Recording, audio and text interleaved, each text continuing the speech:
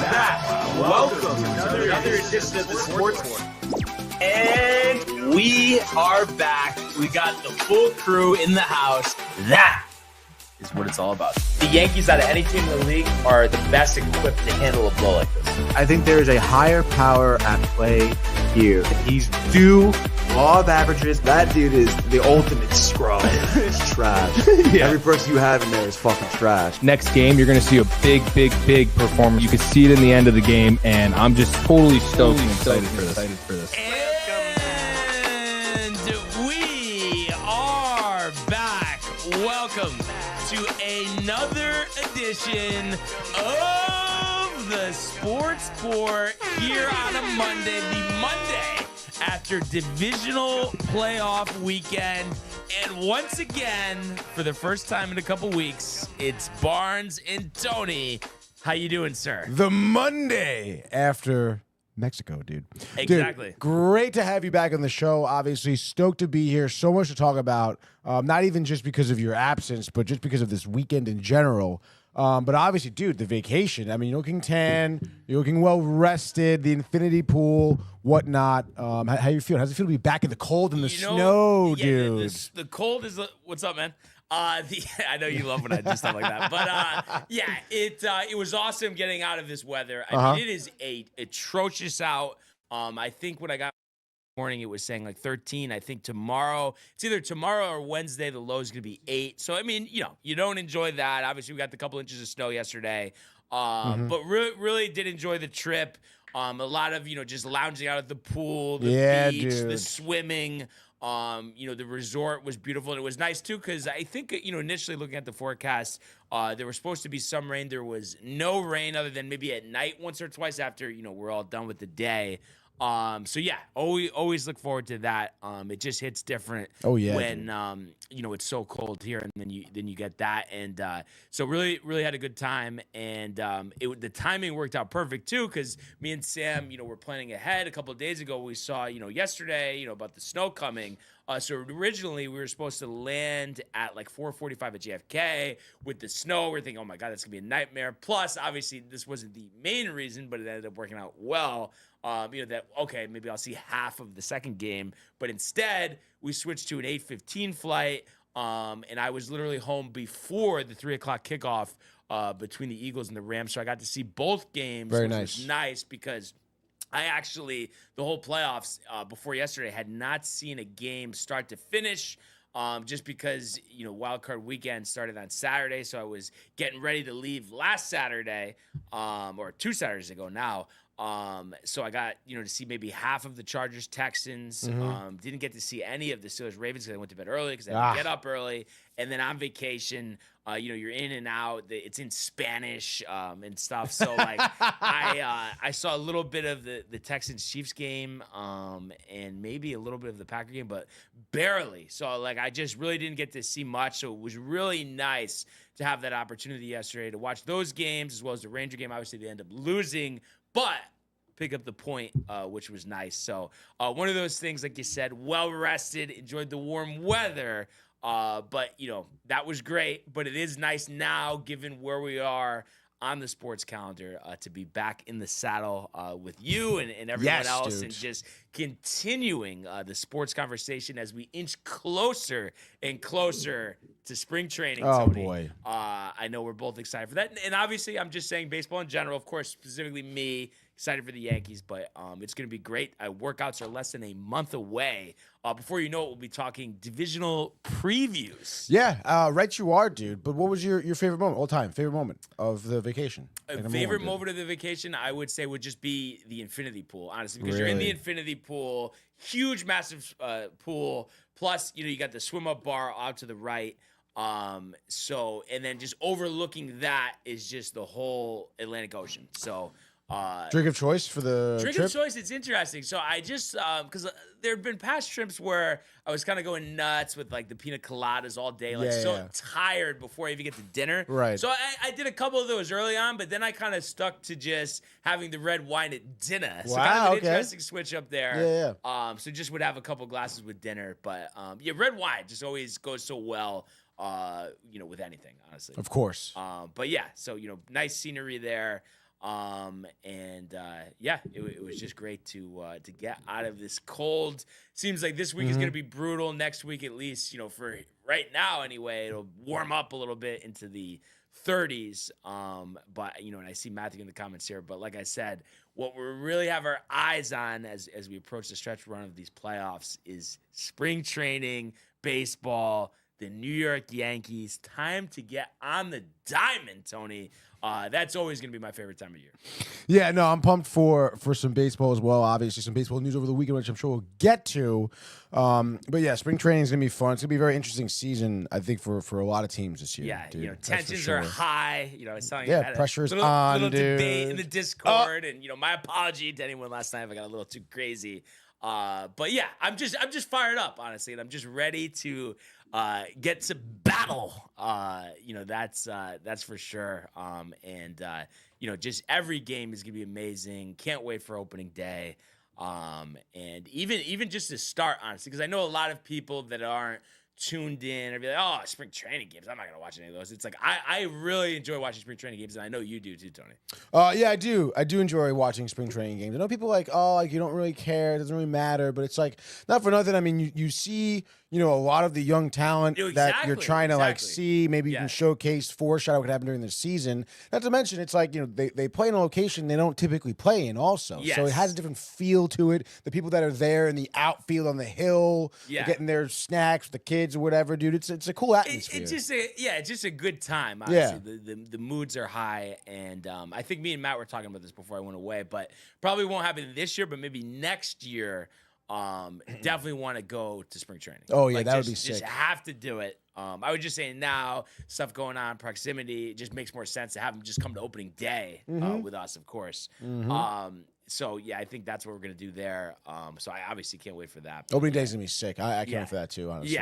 Yeah. No, it's nice, and I know we've talked about this many times, but I guess it was really. I mean, I had been, to a couple other ones, but last year, like, it really set in. The fact I always had that mindset of like, okay, it's freezing. You could go to the second game of the season. The ticket will be 90% cheaper. But I mean, listen, the atmosphere at Yankee Stadium is always great, but there's just a special feel about opening day. It really feels like almost like a playoff game. Like there's that much excitement. It's just so cool to be there for the first pitch of the season. Like there's just. That feeling is so special. Yeah, no, I mean, I totally agree. It was my first time doing opening day, and then going honestly for both the Yankees and the Mets. I think it's such a cool thing to be able to do. And like you said, there's a certain feeling, and it's not just the wind and the cold, Brian, but there is like a special feeling to the first game of the season. Is it the beers? Is that the beers? Maybe, dude. No. I definitely will be bundling up. I think a little bit more though for the games. Yeah, but wasn't it? It was more cold at the Yankee opener, right, than the Mets. Even though the Mets was Mets was still pretty cold. I don't know if it was just those $5. Was it $5 beers? $5 Coors Lights. Yeah, at the bar. No, because Pelham got a little crazy. Dude. Yeah. Oh man! But I think we found this out last year. But I think now. We don't have to do that because the LIR goes out of. Oh, that's right. Who had said that? Someone said that. Josh? Probably Josh. I mean, he knows his train schedules. Yeah, he does. Almost like it's his job. But yeah, a lot to get to. But let's start with the comments. Yeah, speaking of Josh, he's hyped for the week here. LFG, he says, what a fun sports weekend. I can't believe the Rangers lost last night, though. Thumbs down. Let's have a week family. Hashtag TC, hashtag sports, hashtag right DTV. On, brother. Speaking of brother, Matthew Gabriel says, let's go, boys. What a weekend for the games. Absolutely do. Got to watch some football with Matt yesterday. Actually, it was a great time. Nice. He says, what's up to Josh? Josh P, Matty G. And then Matthew, hyped for Barnes being back, dude, with the tan. Let's go. Dude. And I was just texting him a little bit before. I mean, we just, again, I know I just said this 5 seconds ago, but just cannot wait for the Major League Baseball season. The grind, Tony, the everyday nature. Like, and I know, like, the Rangers have a lot of games, but if you think about it, I mean, it's half the amount of games. But the fact that there's a game on 90% of the nights, like, are you kidding me? That your entertainment for the night is set. Like, literally. If it's just going to be a night at home, relaxing. it's right there, center stage. And it's Let's gonna be crazy too, because I forget who I was talking. Maybe it was Matt yesterday, but it's gonna be nuts when like football is over, dude. Yeah. You know, Yeah. because especially now, like, Well, hopefully, it seems like it's coinciding with the Rangers playing better. I know we had the Oh, loss yeah, last yeah. night, but it seems like there's a little hope there. So I'll be into the wild card race. Oh, yeah, for I sure. mean, I still definitely have some optimism there. oh yeah, dude. And then I know it's not your favorite thing, but I really do truly enjoy March Madness. That's always fun. No, yeah, it is fun. It's fun. And maybe, I know it might be a little bit of a stretch, but NBA playoffs might provide something. More likely not, but Stanley Cup playoffs should provide some of that too. So those are the couple of things to get us through until we're to opening day. What in the NBA playoffs would have to like get you riled? Like, what are you looking for? I guess it would have to be like a star-studded NBA Finals.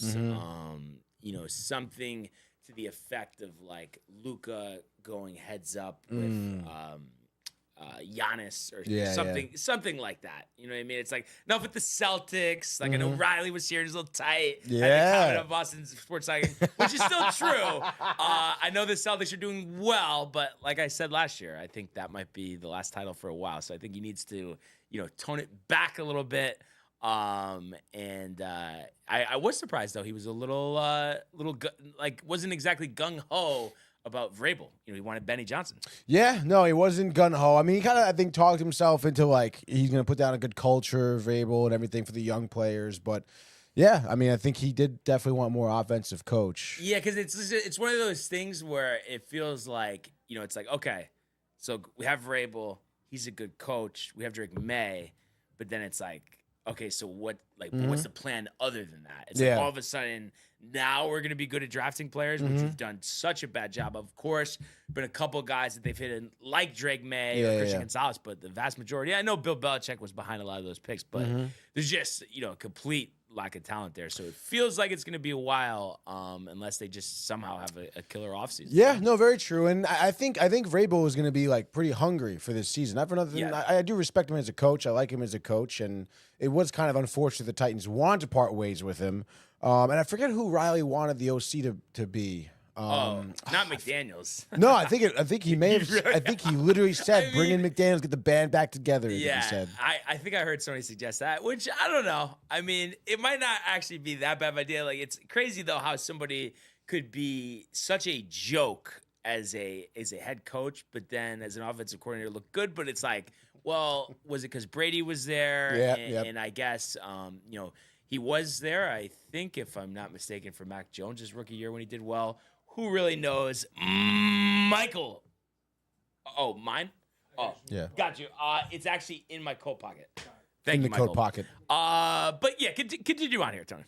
Oh yeah, sorry. The comments. Yes, yeah. of course, dude. Tommy Donovan, don't want to miss him. He says, "What's up, boys? Rangers sucks. The Rangers took the L, but still get the point. Yes, obviously that's most important. And overall too, just the fact that there seems to be, and obviously a lot of time to go, but upward trajectory. Onward and upward. Onward and Brian. upward. No monogamy of the NBA. My mother says, "Good morning. Put a sweatshirt on, and it's cold.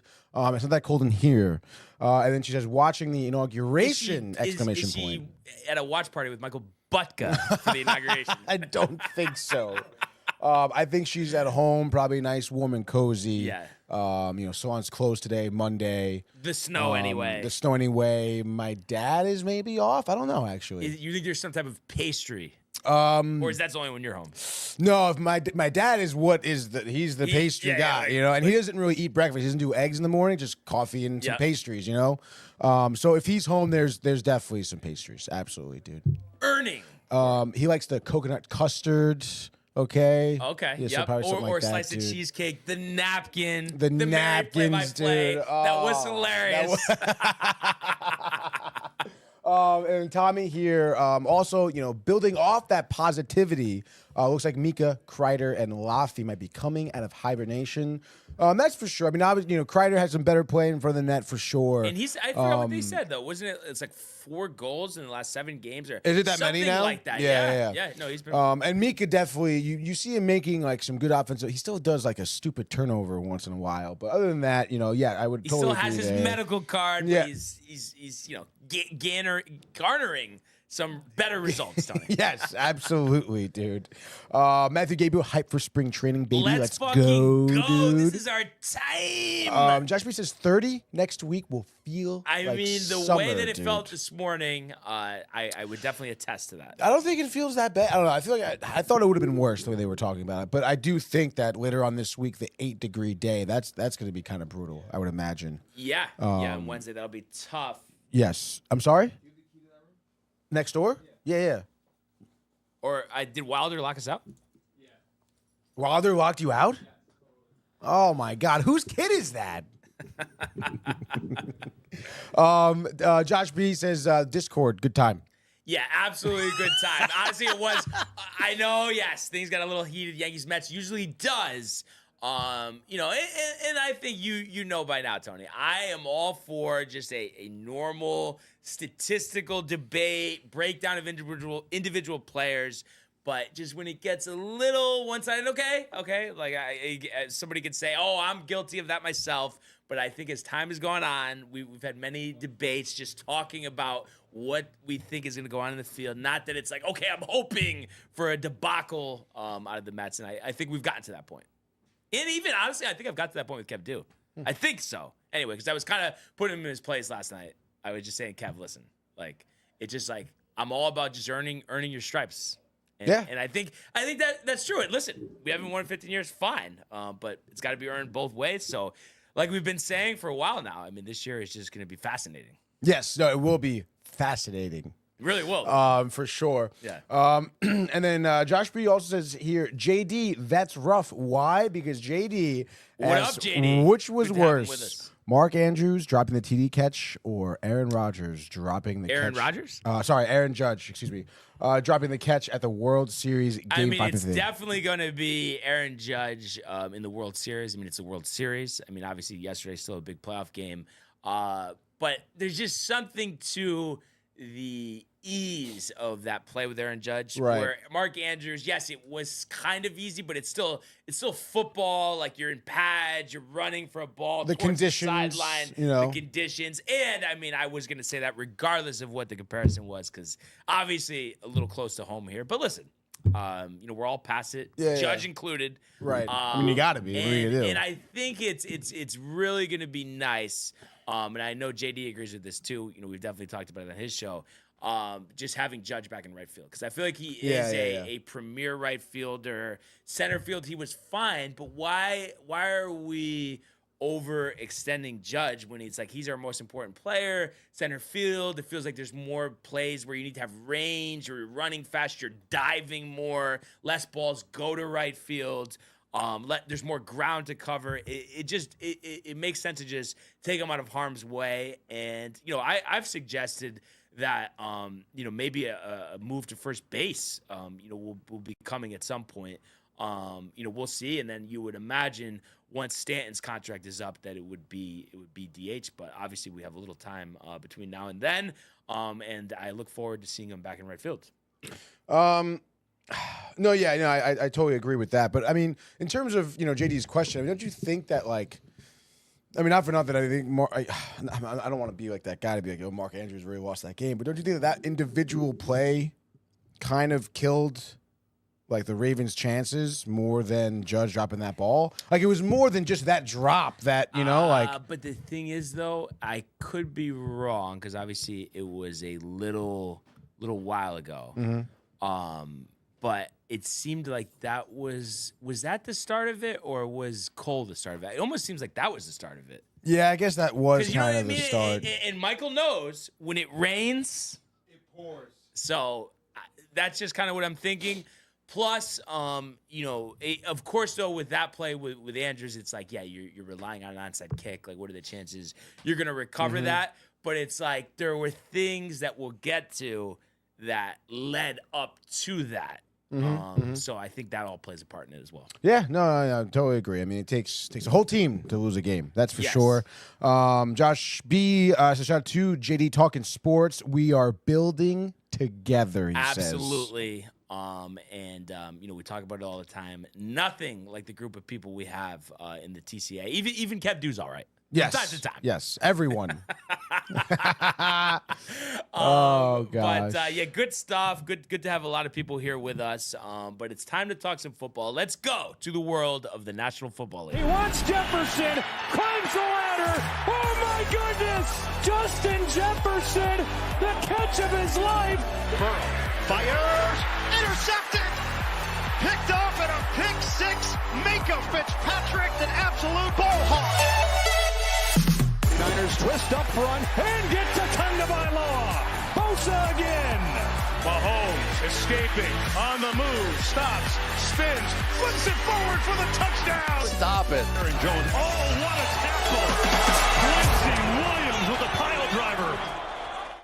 Hey, all right. So we had ourselves quite the quadrant of games this weekend for the divisional playoffs. And we got started on Saturday afternoon, the game between the Texans and the Chiefs.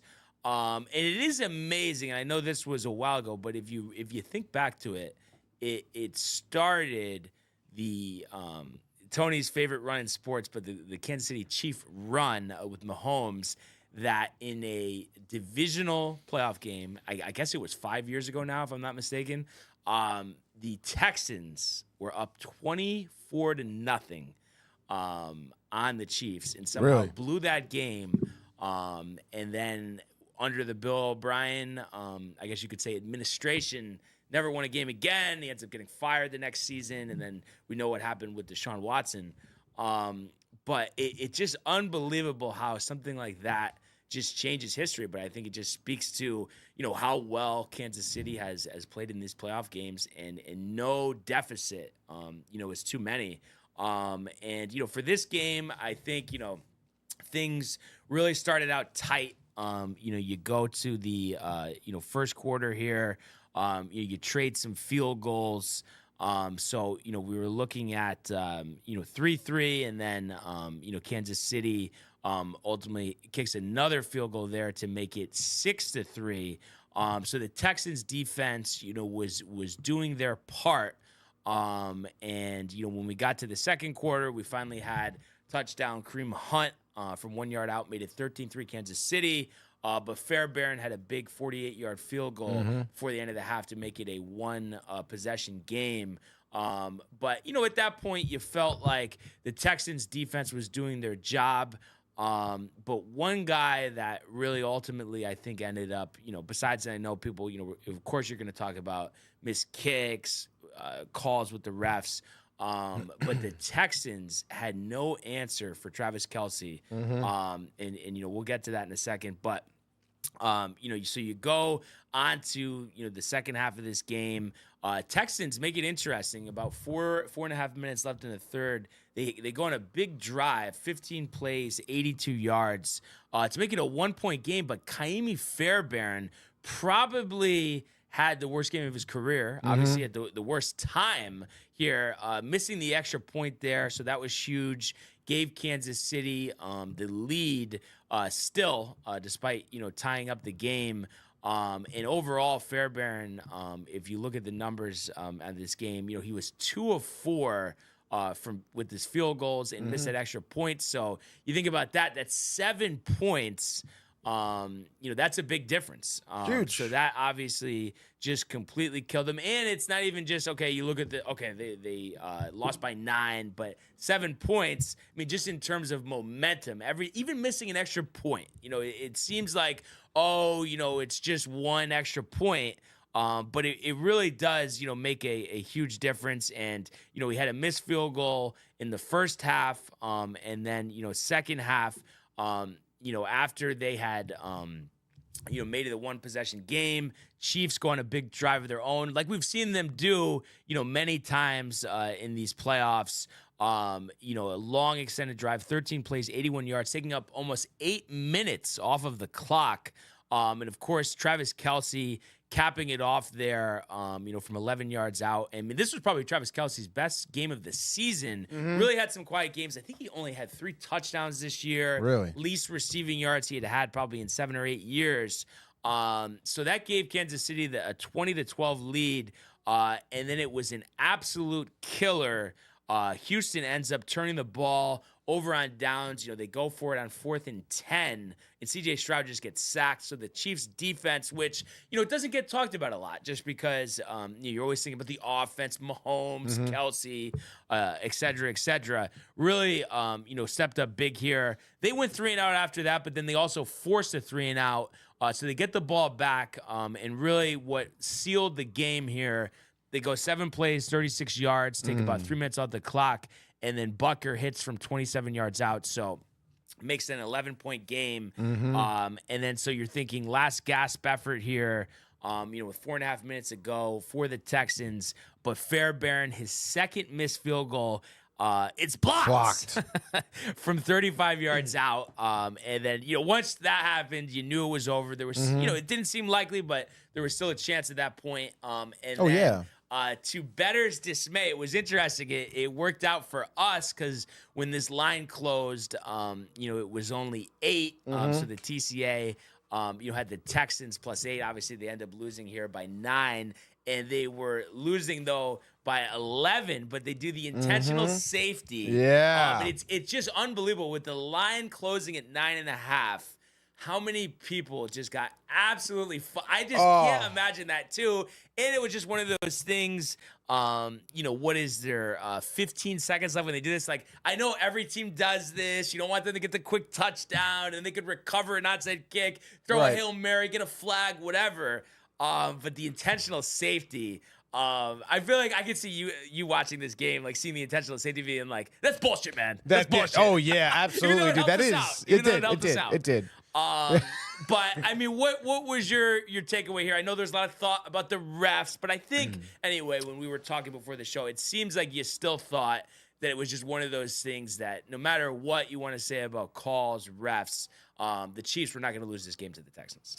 Yeah, I guess so. I mean, you're probably not wrong. I mean, Fairbairn, 7 points. I know if you do the math, they still end up losing with those 7 points, but still, it's the momentum. Yeah. I mean, just again, missing that field goal. All of it, you think you're one scoring play or series away, then you have to score twice now. It's just that feeling now that you just haven't really dug yourself out of the hole, and I feel like, I mean, that was just Texans just didn't have that answer. Almost any drive that maybe like Mahomes, 3-and-out or whatnot, forcing a punt, the next drive that Stroud would have also resulted in a punt. They weren't able to really capitalize on the few mistakes that the Kansas City Chiefs made. And I mean, that's what you're going to have to do in order to really beat the Chiefs, is that when they do make that mistake every so often, when they do have a drop pass or maybe a broken play, a 3-and-out, you have to end up capitalizing. You make them feel, that mistake sort of deal. They never really did that, and I mean, if you're looking at the Texans roster, I mean, they had a great game. I mean, C.J. Stroud, 19 of 28, 245 through the air, to 8 sacks is pretty tough, dude. And I think that's really, honestly, the difference maker for the Chiefs. We've said it a few times here this season, is that they really are a complete team, and that's the reason why they were 15-2, right? And easily could have been 16-1. Obviously, he gave up. Yeah, of course. Last week, it didn't really matter. But I mean, how many times have we seen close games where their defense come up big, or maybe a blocked field goal? They had one in this game. Who did Denver? It was against Denver. Yeah, I mean, like that. That's what it takes to be a championship team, right? A complete team. That's what they have. Great coaching staff, culture, everything. So the Texans definitely, gave it their best, I suppose. But like I said, I mean, they're a great team. Stroud is going to have a tremendous future in the league, no doubt, especially with the receivers he was working with. I mean, hitting Hutchinson or Schultz downfield, without, we know about the injuries they've had this season. Those guys, though, should be your third and maybe fifth option. Yeah. I mean, imagine and they could still probably imagine if Tank Dell would put up 100 yards. Right. Like, that would be the then difference you had maker. Diggs as well, who probably won't come back. But, he was a big receiver earlier. Yeah, absolutely, dude. And in terms of the Chiefs, tip your hat to Kelsey. He did have 3 touchdowns this regular season, and I think 820 yards, which is the lowest of his 10-year career. Right. But yeah, I mean, obviously, Chiefs get the job done. Good for them, dude. Yeah. So they'll be hosting the AFC Championship once again. You see Taylor Swift there, dude? No. Caitlin Clark, I dude. didn't see when I was watching the game, but of course I saw all the fucking stuff on Twitter, whatever. But not even worth mentioning, Tony. Almost disappointed you mentioned it. Caitlin Clark, dude? Maybe she's, I don't know, Clark man. did? Something going in there, man? What's going on over there? So the Commanders end up shocking the Lions in the second game on Saturday, 45-31. Jaden Daniels, quite possibly the most impressive rookie season out of a quarterback we've ever seen. And they were showing the numbers. Obviously, as we know now with this win, they're in the NFC Championship game this week. Coming in hot. But it was the first time that a rookie quarterback has led a team that didn't have a top 5 defense to the championship round of the playoffs. So I think that just speaks volumes as, how well he's played this year, how poised he's played. You look at the numbers here for Daniels. It was funny. Last game, a lot of defense, missed kicks. You didn't have a lot of offensive numbers. I think Mahomes was 177 through the air. Mm-hmm. This one, Daniels, 22 of 31. 1 yard away from 300 at 299, 2 touchdowns, wasn't sacked, had a 91.8 QBR, which is just, basically flawless here. And just big, the way he played with the football. He also ran for 51 yards on the ground, and threw to, 6 different receivers, finding McLaurin, who had 87 yards for a touchdown, and then Zach Ertz, the Grizzled Vets, those tough 5-6 yard catches. He had 5 for 28 and a score as well. And then as a team, they ran the ball effectively. Other than Daniels, Robinson had 2 touchdowns, 77 yards on the ground. Even Austin Eckler, coming back from IR, had 47. So 182 yards, 3 rushing touchdowns. And then their defense, which I believe is only 18th in scoring defense this season, forces Goff into 3 turnovers, 2 sacks, and really just stepped up big when they needed them. I mean, obviously, you still let up 31 points, but those turnovers are everything. And this Washington team is dangerous and is what we would call, Tony, I believe, a live dog coming into Philadelphia this weekend. We saw them the last time they played, win on the final play. Right now, I mean, I always just rule out a rookie quarterback from even making the Super Bowl, let alone winning it. But this is the one time where I almost we'll see, we got till Friday to decide this, but I almost might pick the Commanders outright in that game. I mean, he's on just such a run. There's such a belief in him, the organization, what Dan Quinn has done as head coach, the new ownership, Kingsbury running the offense. Nobody wants to play this Commanders team right now. Yeah, no, that's completely right, dude. And I mean, if you look at this game, I mean, it really is, to my surprise. I mean, a huge surprise, honestly. And I understand. I mean, yes, it's a tip your hat to Daniels. I'm not surprised at the way he's playing. I'm more so surprised at the way the Lions, I suppose, play. But I mean, in terms of just the commies here, I mean, yeah, there's certainly a significant threat to any team, to be honest, dude. I mean, you put the ball in Daniel's hands, he's going to try and find a way to score, and it seems to be pretty successful at that, dude. So you love that, dude. But, I mean, I don't know. I understand, now people were hot on the Daniels train, but I don't know. I feel like I want to pump the brakes a little bit. And, I'm not going to take anything away from their wins, but it's I mean, the Lions did play down from what they were playing all year, And if you look at the game also against the Bucks, I mean, it was a similar situation, I mean, Baker literally fumbled that game at the end. So it's I feel like that there is still a strategy to beat, the Commanders team. I'm not taking away from Daniels. Well, I'll tell you what, and not to interrupt, but you talk about strategy. This, even we know, we'll get to it, but the Eagles will be their opponent. You got to just run it down their throat. Because I just don't see I mean, we saw it yesterday, Right. but it's just Saquon just being stopped. That's the thing. But if you're letting Hurts drop back, he might throw interceptions. He could fumble the ball when he's running the ball. But if you just let Saquon do his thing, they are tough to beat. And the thing is, if you're leaving it up to other people who might make mistakes, my point is Daniels is going to capitalize on those. Absolutely. I mean, that's probably the number one thing to stop Daniels is stop putting the ball in his hands. Right. Lions had 4 turnovers as a team, right? I mean, you can't be giving the ball back to Daniels because he's going to score, I mean, no matter how good your defense is, he can find a way to score. So it's like you got to stop doing that. And like you said, you run the ball, you play your game. I think that the Commanders as a team is beatable. It's just as of right now, no one's really done it. So I don't know. To try and put Daniels in the Super Bowl right now, I think is maybe a little bit too aggressive. But it is interesting though. I mean, I don't know. I don't see how you argue that he's not. I mean, I know it just he's at the caliber. He's there. But that he's better than Hurts. As I really a quarterback, think he's probably better than Hurts. I mean, I know Hurts has been in the league a couple more years, but the things that I see, and there's just no fear in this guy. It doesn't matter what the situation is. He doesn't get nervous. Like, you know what I mean? He's making the right decision even at the most critical moments. Yeah, no, I completely agree. And Hurts is like kind of like a weird like enigma thing going on, dude. Because I mean, Rodgers. Honestly, they could make it Enigma Part 2, I feel like. Because not for nothing, dude. You hear him post game and stuff, and he just doesn't really sound like someone who you want to play for, to be honest. I know exactly what you're saying. And like, I don't like, obviously I'm not in the locker room, whatever. But again, like the locker room issues in the past kind of point to like, maybe like there's something going on there. And it's like at this point, they're kind of glued together by Saquon and just because they're all really talented, which is fine, whatever you got to do here. But I agree. I don't think Hurts is a great quarterback. And if you watch some games, he'll miss guys that are open, not even in terms of throwing, but in terms of just visibility downfield. He'll take sacks when he really probably shouldn't be. And it's big like sacks too, that are huge losing sacks over 10 yards. But again, I mean, I still will say, though, I think the Eagles as a team, though, is going to be better than the Commanders as a team. And the thing is, I mean, obviously, you don't go into Lincoln Financial Field expecting to drop 45 like in the Lions. Yeah. You know about the injuries that they had. So not only did they turn the ball over 4 times, but their defense just absolutely in shambles. I mean, it's just tough to stop, a talented quarterback like Jaden Daniels. But, it's just going to be interesting to see. And I know, last time out, they did come back and beat the Eagles, but, just how their defense is going to go upon stopping Saquon Barkley. But I think that has to be the strategy. Just whatever it takes, however many guys you're going to put in the box, I mean, just play the run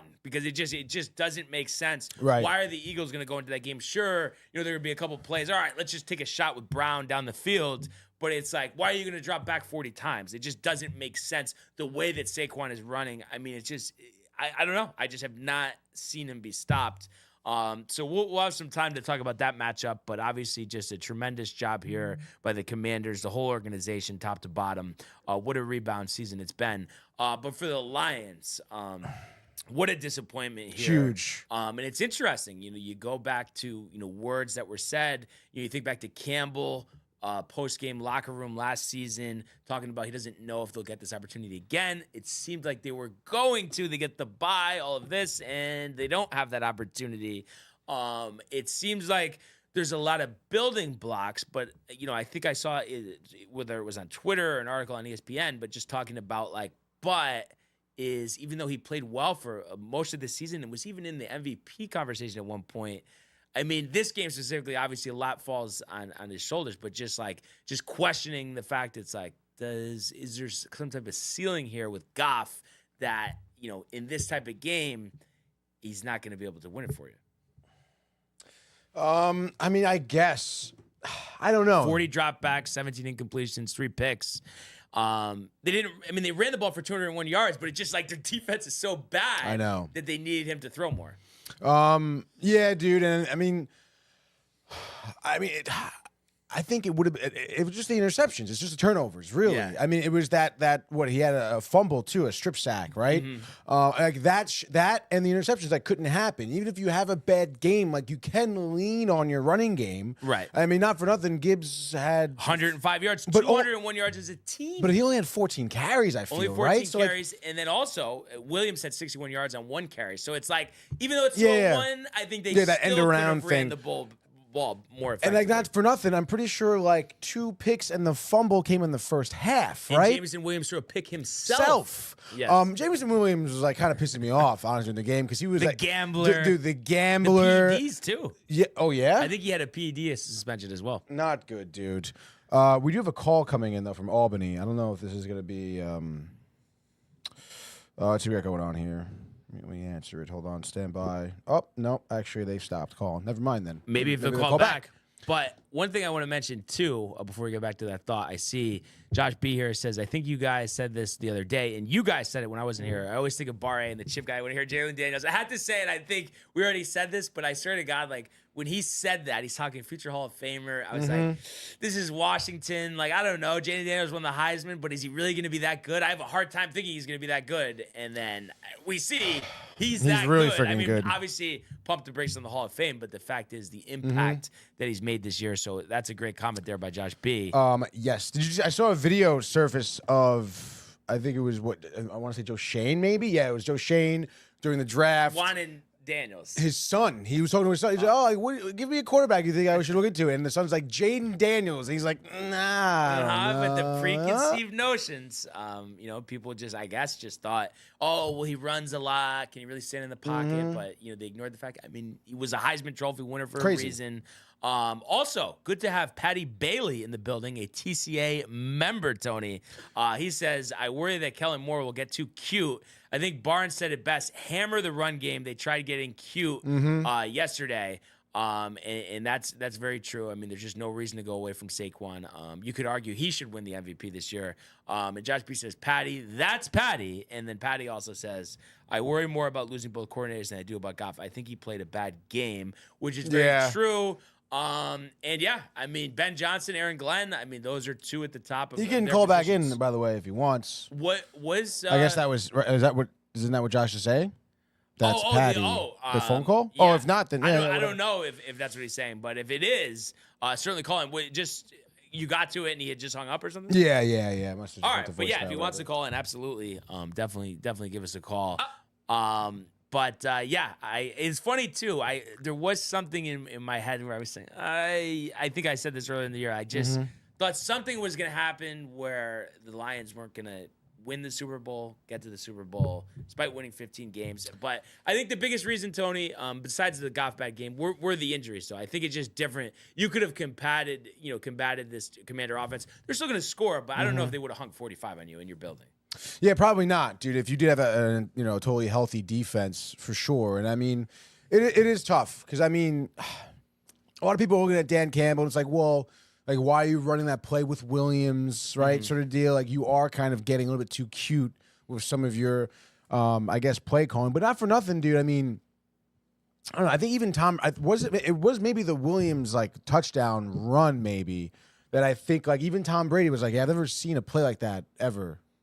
Oh, yeah. But that was the. Or was it? I forget what play it a was. Toss to the running back and then a shovel. to Williams. Yes, then a shovel to Williams. Yes. And it's so again, I mean, you want to tip your hat to Detroit's creativity and stuff like that. So I guess you do kind of chalk it up to the injuries, I suppose. But I mean, boy, it really did feel like that the Lions were, unstoppable. Like they could overcome almost anything, Right. But obviously, I would imagine that the team, runs it back with a lot of their same guys. I mean, You're gonna get Aiden Hutchinson back. Obviously, that was huge. Not having him. huge.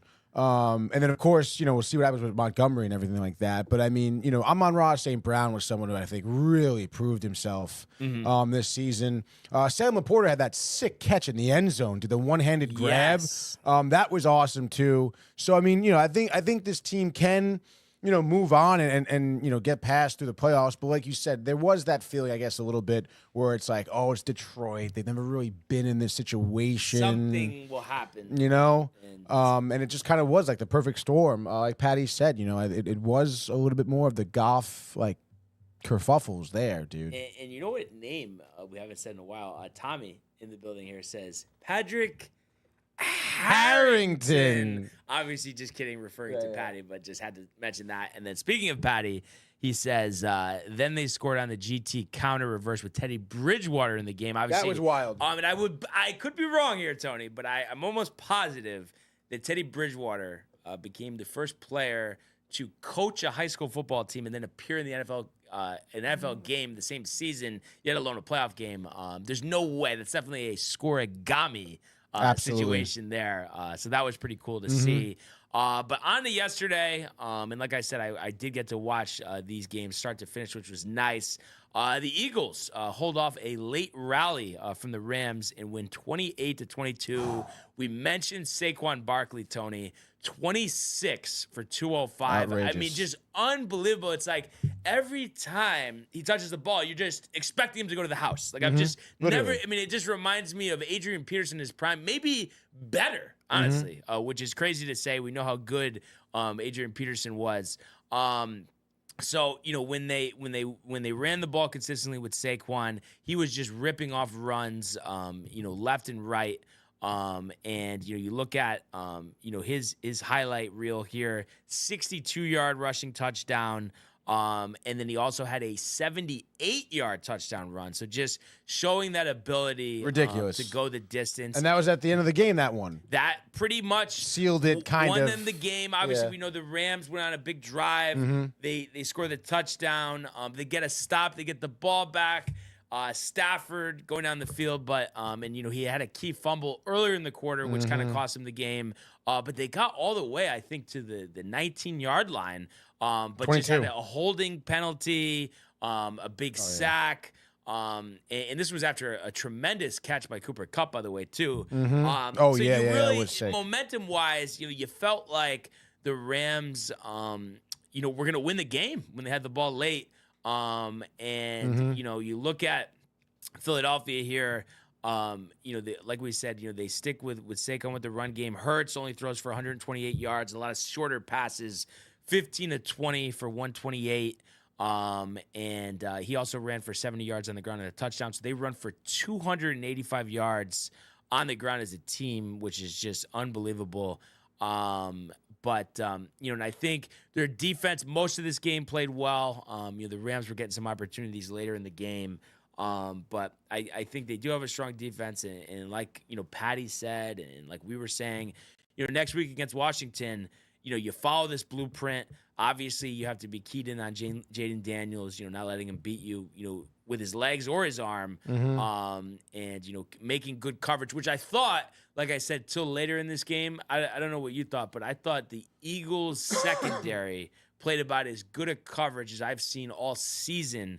And I know Stafford still ended up throwing for 324, but it just like, you know how like watching, I'm trying to think of the game I'm thinking of. Well, I guess like the Bills yesterday, it just, you know, like it just seems like the receivers are just running wide open. Even the Ravens, and they, of course, drop a couple passes. Yeah. But it just seems like the Eagles covering these guys were all right there, batting down the passes, like sticking with the receivers.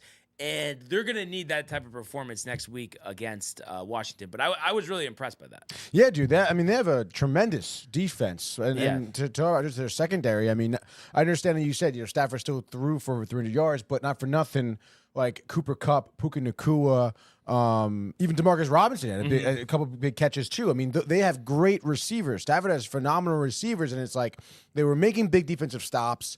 And not for nothing, they were also limiting, you know, yards gained after the catch when they did catch. So, yeah, the secondary did a great job. I mean, and you know, I don't think people understand, too, how hard it is to even tackle someone like Puka Nacua. I mean, he's a guy who always is using his legs into contact, through contact. So, it's, you know, it's not an easy feat to defend downfield. But, yeah, dude, I mean, it just seemed like in this game, you know, when the Rams could have made a big play, they just didn't, I feel. Yeah. I mean, that second half, where they had back-to-back drives that had resulted in fumbles, right? I mean, the Stafford Kyron Williams, was the I Stafford mean, they were going. If they scored, they were going to take the lead. lead, Yeah. literally, and then they get turn the it over at that safety point. even, and Yeah. then it's like, oh my god, it's so tough, dude. Because then I think they maybe forced the Eagles to take a field goal, but then the next drive you're like a 3-and-out. They force the punt, and then the first play is the Saquon run. Yes. 70-yard touchdown, and you're just like, okay, like sick. And you know, one of the touchdown runs, I don't know if you remember this, there was like a 3rd and 14. They were from like the 6-yard line. and then they ended up scoring Yeah. because they couldn't defend on a 3rd and 14. And it's like those are the type of plays you have to make to win games. Oh, yeah, literally, they were talking about that. How, like, they come with a big stop here this series. Rams, then they're forced Eagles to punt. Rams are going to end up scoring, maybe tying it up and getting this game under their hands. And then literally it was just like that. All of a sudden, the Eagles had converted that 3rd down, and then they're on the Rams' own 18 out of nowhere. And you're like, wow, so much for that. Yeah, and it was nice. I was, doing the Discord, so I had the volume on low, but I could only imagine the stuff that Chris Collinsworth was saying. Oh my God, Saquon. dude, forget it. Oh man, that's always gonna give me a chuckle. But Patty also says, I don't know if it was playoff Barnes, but Josh McCown definitely started a year coaching and then played, which I did kind of forget about. I'm pretty sure that did happen. So good point there. He also says Slade played his best game of the year. He did. No Quentin Mitchell hurts. I would expect to see a lot of nickel from Philly with Cooper DeJean on the field. And then Josh B says, and Slay had a decent season too, if I'm not mistaken. Howie Roseman, wow. And then Josh B says Hurts is not that good of a quarterback, if you ask me, which seems like that's a common sentiment. There's some defense out of Eagles fans, but I don't know how you don't argue it that it's like, a lot of these teams, we think about the quarterbacks being the catalyst, and it just seems like on this team, I mean, it's Saquon. It's not Hurts, and his legs are very valuable. But you do just kind of question, could he win a game if somehow, Saquon just shut down and he has to drop back 40 times? It just doesn't feel like it. Yeah, no, I mean, you're right. I mean, it just that's just the way the team is set up. It is the heavy reliance on Saquon, and it's just like every so often you see Hurts airs it out to Brown or something. But like you said, to have him. To have a game in which he needs to be consistently dropping back and making those plays, I mean, I don't know if they could. I mean, it could happen, but I mean, not for nothing. I think, how many? He had less than 200 yards, right? 128. And then that's I think the 6th or 7th win this season. Where he was under 200 Under 200 yards. Yeah. So, I mean, obviously that's just the Eagles' game plan. I mean, whatever. Hurts is, that type of quarterback works for them. But yeah, I do agree with that, dude. And dude, I was just thinking about the Collinsworth thing. He had dude, he had such a long story about Saquon, how he was talking to his dad, and when they were young, he had a 99-yard run in high school, and then they called it back, and then Saquon got right back up, and he had another 99 run. And it was just dude, it was like a 4-minute story, okay? Man. And it's just Colin was like you're the only one laughing. Yeah. Okay? Yeah. No, it's unbelievable. And it's a shame too, because I really do like Mike Tirico, but it's just it feels like, Collinsworth takes away from that. Patty also says, I think he's a tier 2 quarterback, and there's nothing wrong with that. You can win at tier 2 quarterbacks. We're kind of spoiled. Not everyone's going to be the quarterbacks that they pay. Josh, Lamar, Joey B are. Yeah, definitely true. I think kind of just pointing out, it's just not that he's, a terrible quarterback or anything, but I think there's a reason why the team is so much better this year, and it's because Saquon's on the team. And last year, they got a little trigger happy, the passing down the field. And it's of course you want to take advantage of Brown and Smith. But they just definitely worked better with a more run first approach. I think that's evident.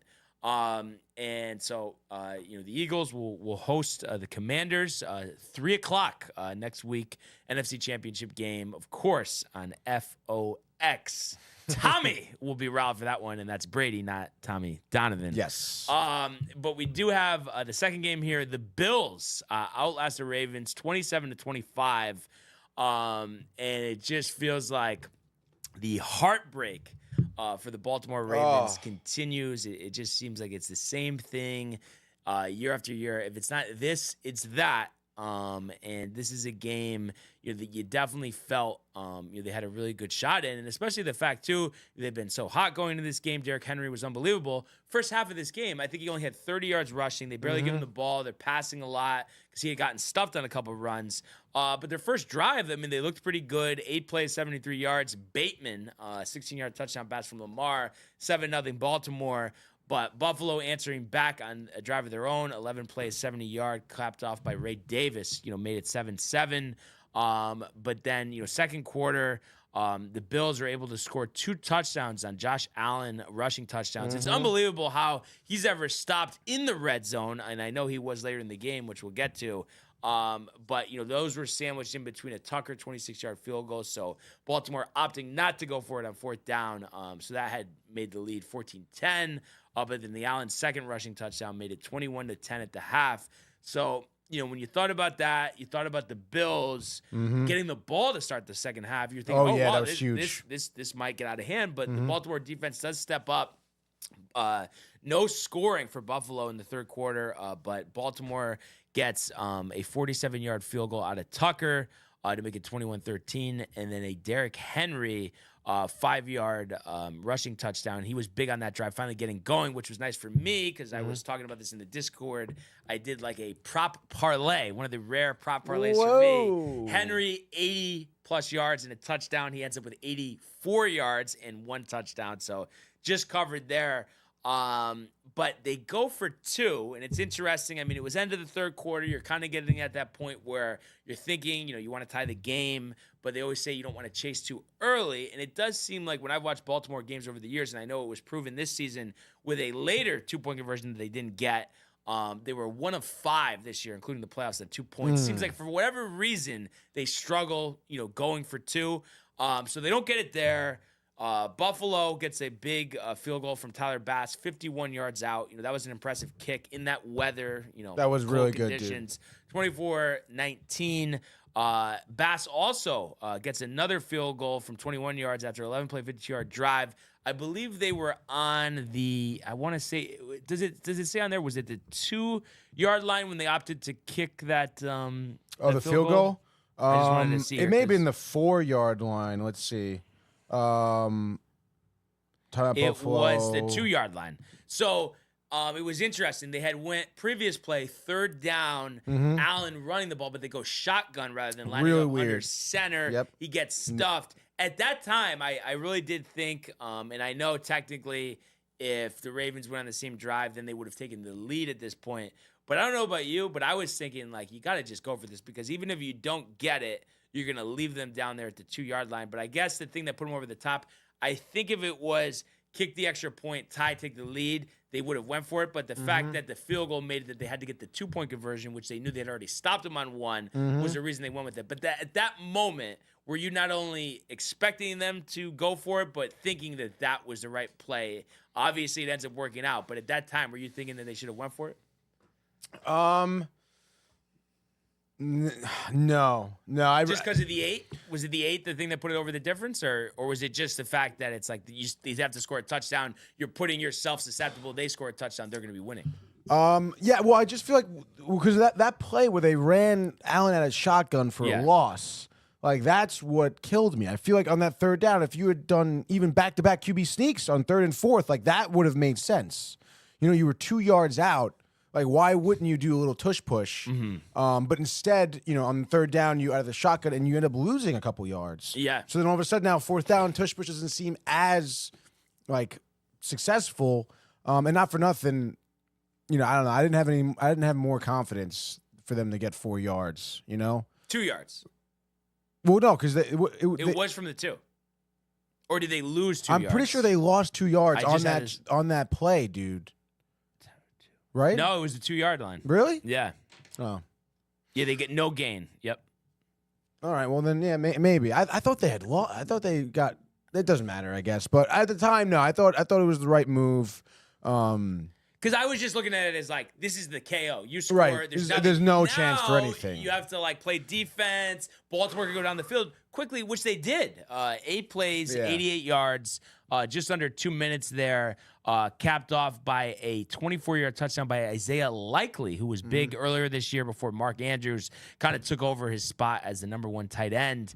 They go for 2. Mark Andrews wide open in the corner, and JD had mentioned it before. Just absolutely butchers it. Doesn't catch the pass. They go for the onside kick, don't get it. Game over.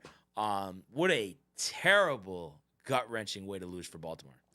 You really can't have a worse way, to be honest. You were there, you did it. You scored in that drive. You had the 2-point conversion in your hands. You had the game-tying 2-point conversion in your hands. And It's tough, dude. I mean, because Lamar played a good game, I think. Obviously, that one pick was that throw. I think he massively. I forget who he overthrew, but it was like a. Oh yeah, I know. It was like way over his head. I don't know what if the ball. What doesn't matter. I don't know, man. I mean, the Ravens really didn't do anything wrong, you know? Because I hate to be like it was Mark Andrews' fault. But not for nothing like that. Even the fumble he had earlier in the game, too, his second career fumble, I think it was. It's like what? Like you can't be dropping the ball in that situation, dude. Especially because I don't know if you saw it too, but the Ravens pregame, Ravens Twitter account tweeted out a video of Mark Andrews in like his shorts and like a tank top catching the ball. And it was like, weather doesn't affect Mark Andrews, dude. And it was like, oh my God. So yeah, it really is a very unfortunate loss, dude. Obviously, you look at the Bills and you do tip your hat to them because they made some great plays. James Cook really did a phenomenal job. We were talking about that in Discord. I mean, we feel like he's the most underrated back in the league. It seems like he's it not too. Saquon, he's not Derrick Henry, but he's also at the top of that next tier. And I just think it is too because Henry and Saquon are at such levels, though, he does get overshadowed for sure. Anyone else around the league gets overshadowed. So it's obviously pretty tough. I mean, do you think this is another instance where you look at this and you're like, even though Derrick Henry was kind of getting stuffed a little bit, like just run him anyway, sort of deal? More 16 carries, right? Yep. Hey, here we go again. I mean, I know they ran it probably more than they did last year, but it's like, I mean, the way he was running, I don't know. I mean, I just know. I guess it was like Buffalo had scored a decent amount of points, so you didn't want to take up too much time. But I don't know. He also looked different, and it was funny too. I was asking Josh, and I'm not like trying to make accusations, but just kind of just seeing what I've seen the last couple of years. Like the way he was running this year, felt like he was running the fastest of his career. It's like almost like I guess he could have just had crazy training this offseason, but it really felt like he like took a cycle or something, Tony. He looked like he was a 22-year-old running back this season.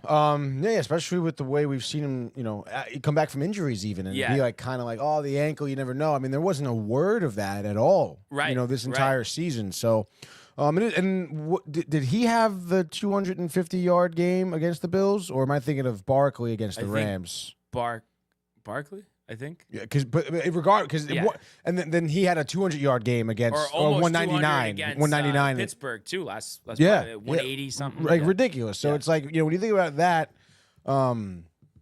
it's tough, dude, to have almost as many carries as Cook did and almost as many yards. You would have thought that running back comparison would be, the differential between them two would be way more in the favor of Derrick Henry. Unfortunately, it wasn't. And I mean, it's tough, dude, because you can really you can play the game back as much as you want.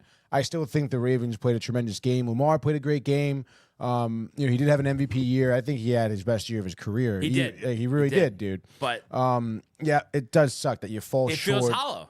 It really does. And I forget they set his postseason record. I mean, it's not. I think it's 3-5. Oh yeah, 3-5. I think. And it's just like that's what happens. I mean, like it's really tough when you're into a highly competitive conference with not for nothing. You have two other quarterbacks that you have to get through that are going to be probably Hall of Famers, like that are like one of the best top quarterbacks in the league.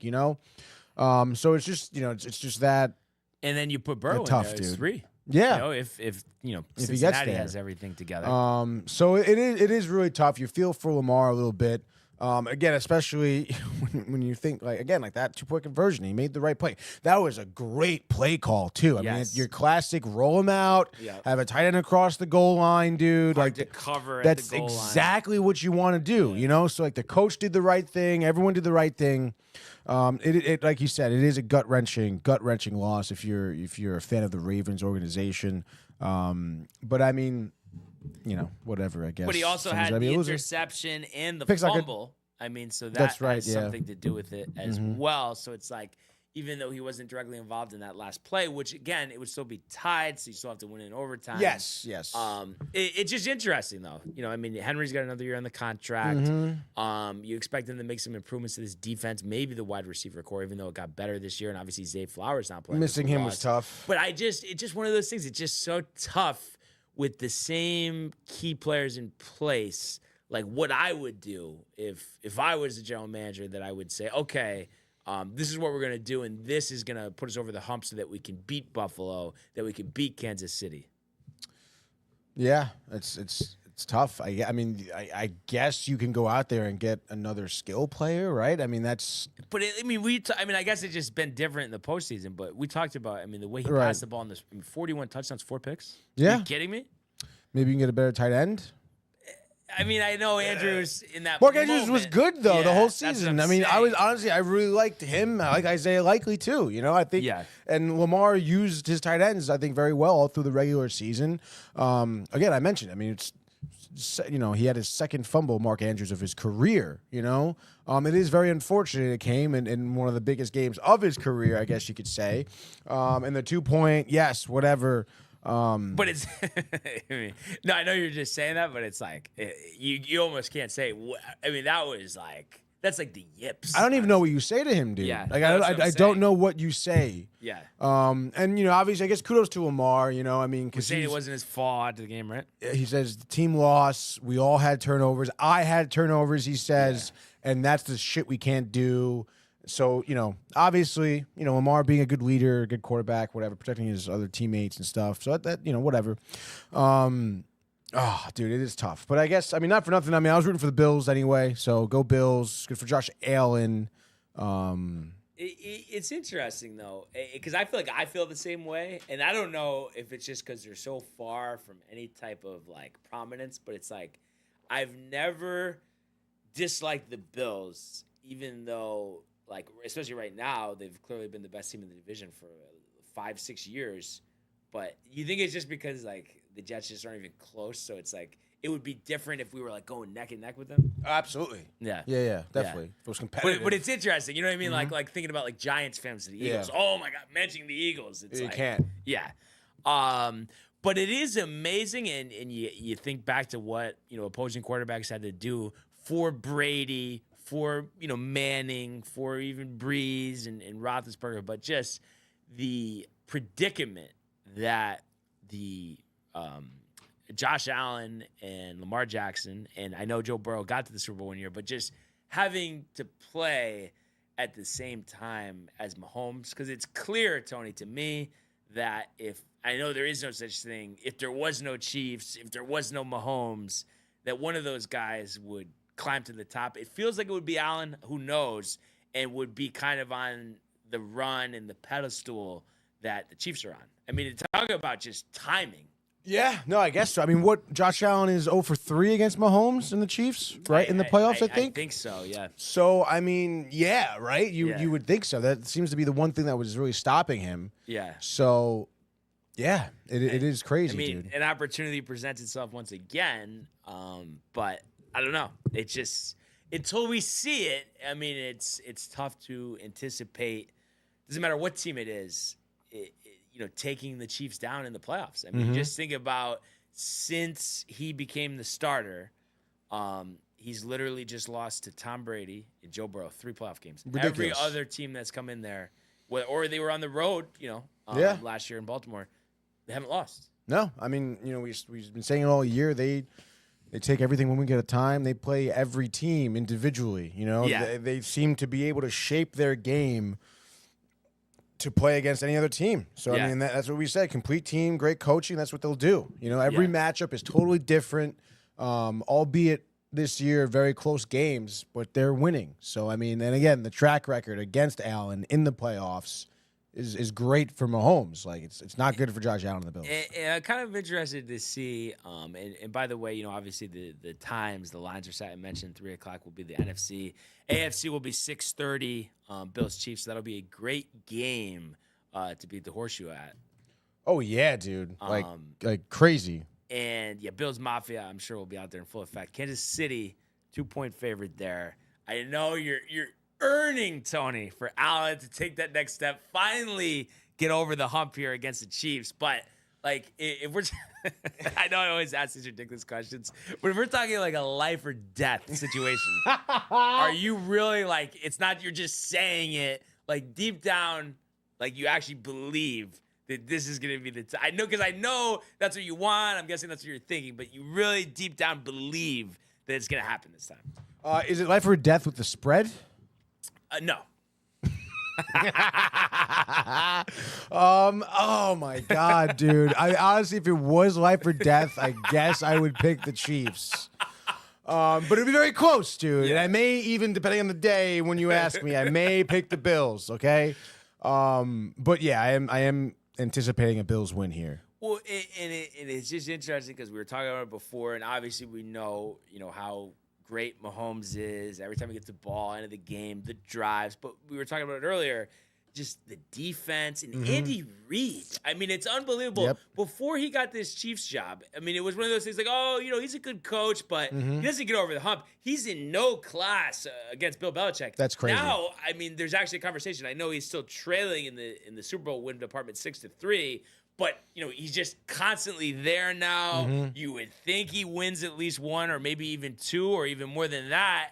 So it's just kind of crazy how that has changed, and it's just all the perfect pairing of coach, quarterback, ownership. Yeah, and I mean, not for nothing. I mean, people are talking about Mahomes and trying to anticipate how many more Super Bowls he will have in his career, maybe even surpassing Tom Brady, Which is what I'm earning to see. And honestly, you would imagine that they would all be with Andy Reid. Like, I can't see Andy Reid giving up the job or to retire while Mahomes is still there. Even though he is getting up there, older, but last but year still. he basically said like, "Oh, as long as they'll still have me, I'll."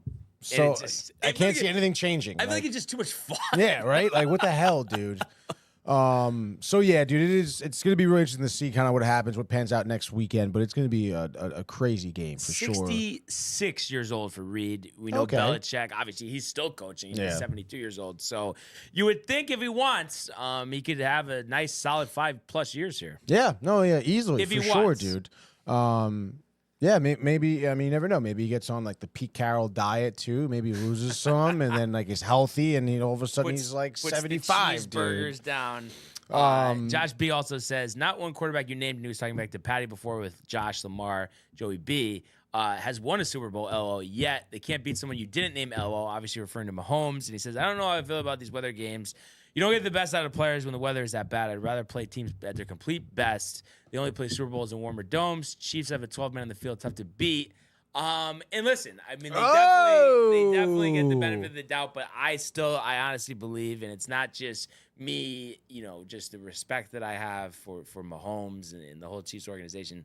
I still think it's like if Allen, if Jackson, if Burrow, were that good as Mahomes, they would have won by now. So it's like it's clearly more than just favorable calls. I'm not saying it doesn't help at times, but there's no way you could convince me, and we'll see what happens with this game against Buffalo, that the Texans, like I said, were going to win that game. They just were not going to win that game. They just did not have the team to beat the Chiefs. Yeah, and I don't think I saw anything where like there were calls for Mahomes and not like the other Stroud, way, for Stroud. So it's like, I mean, whatever. I mean, it is interesting because it does seem to happen a lot when it does help Mahomes.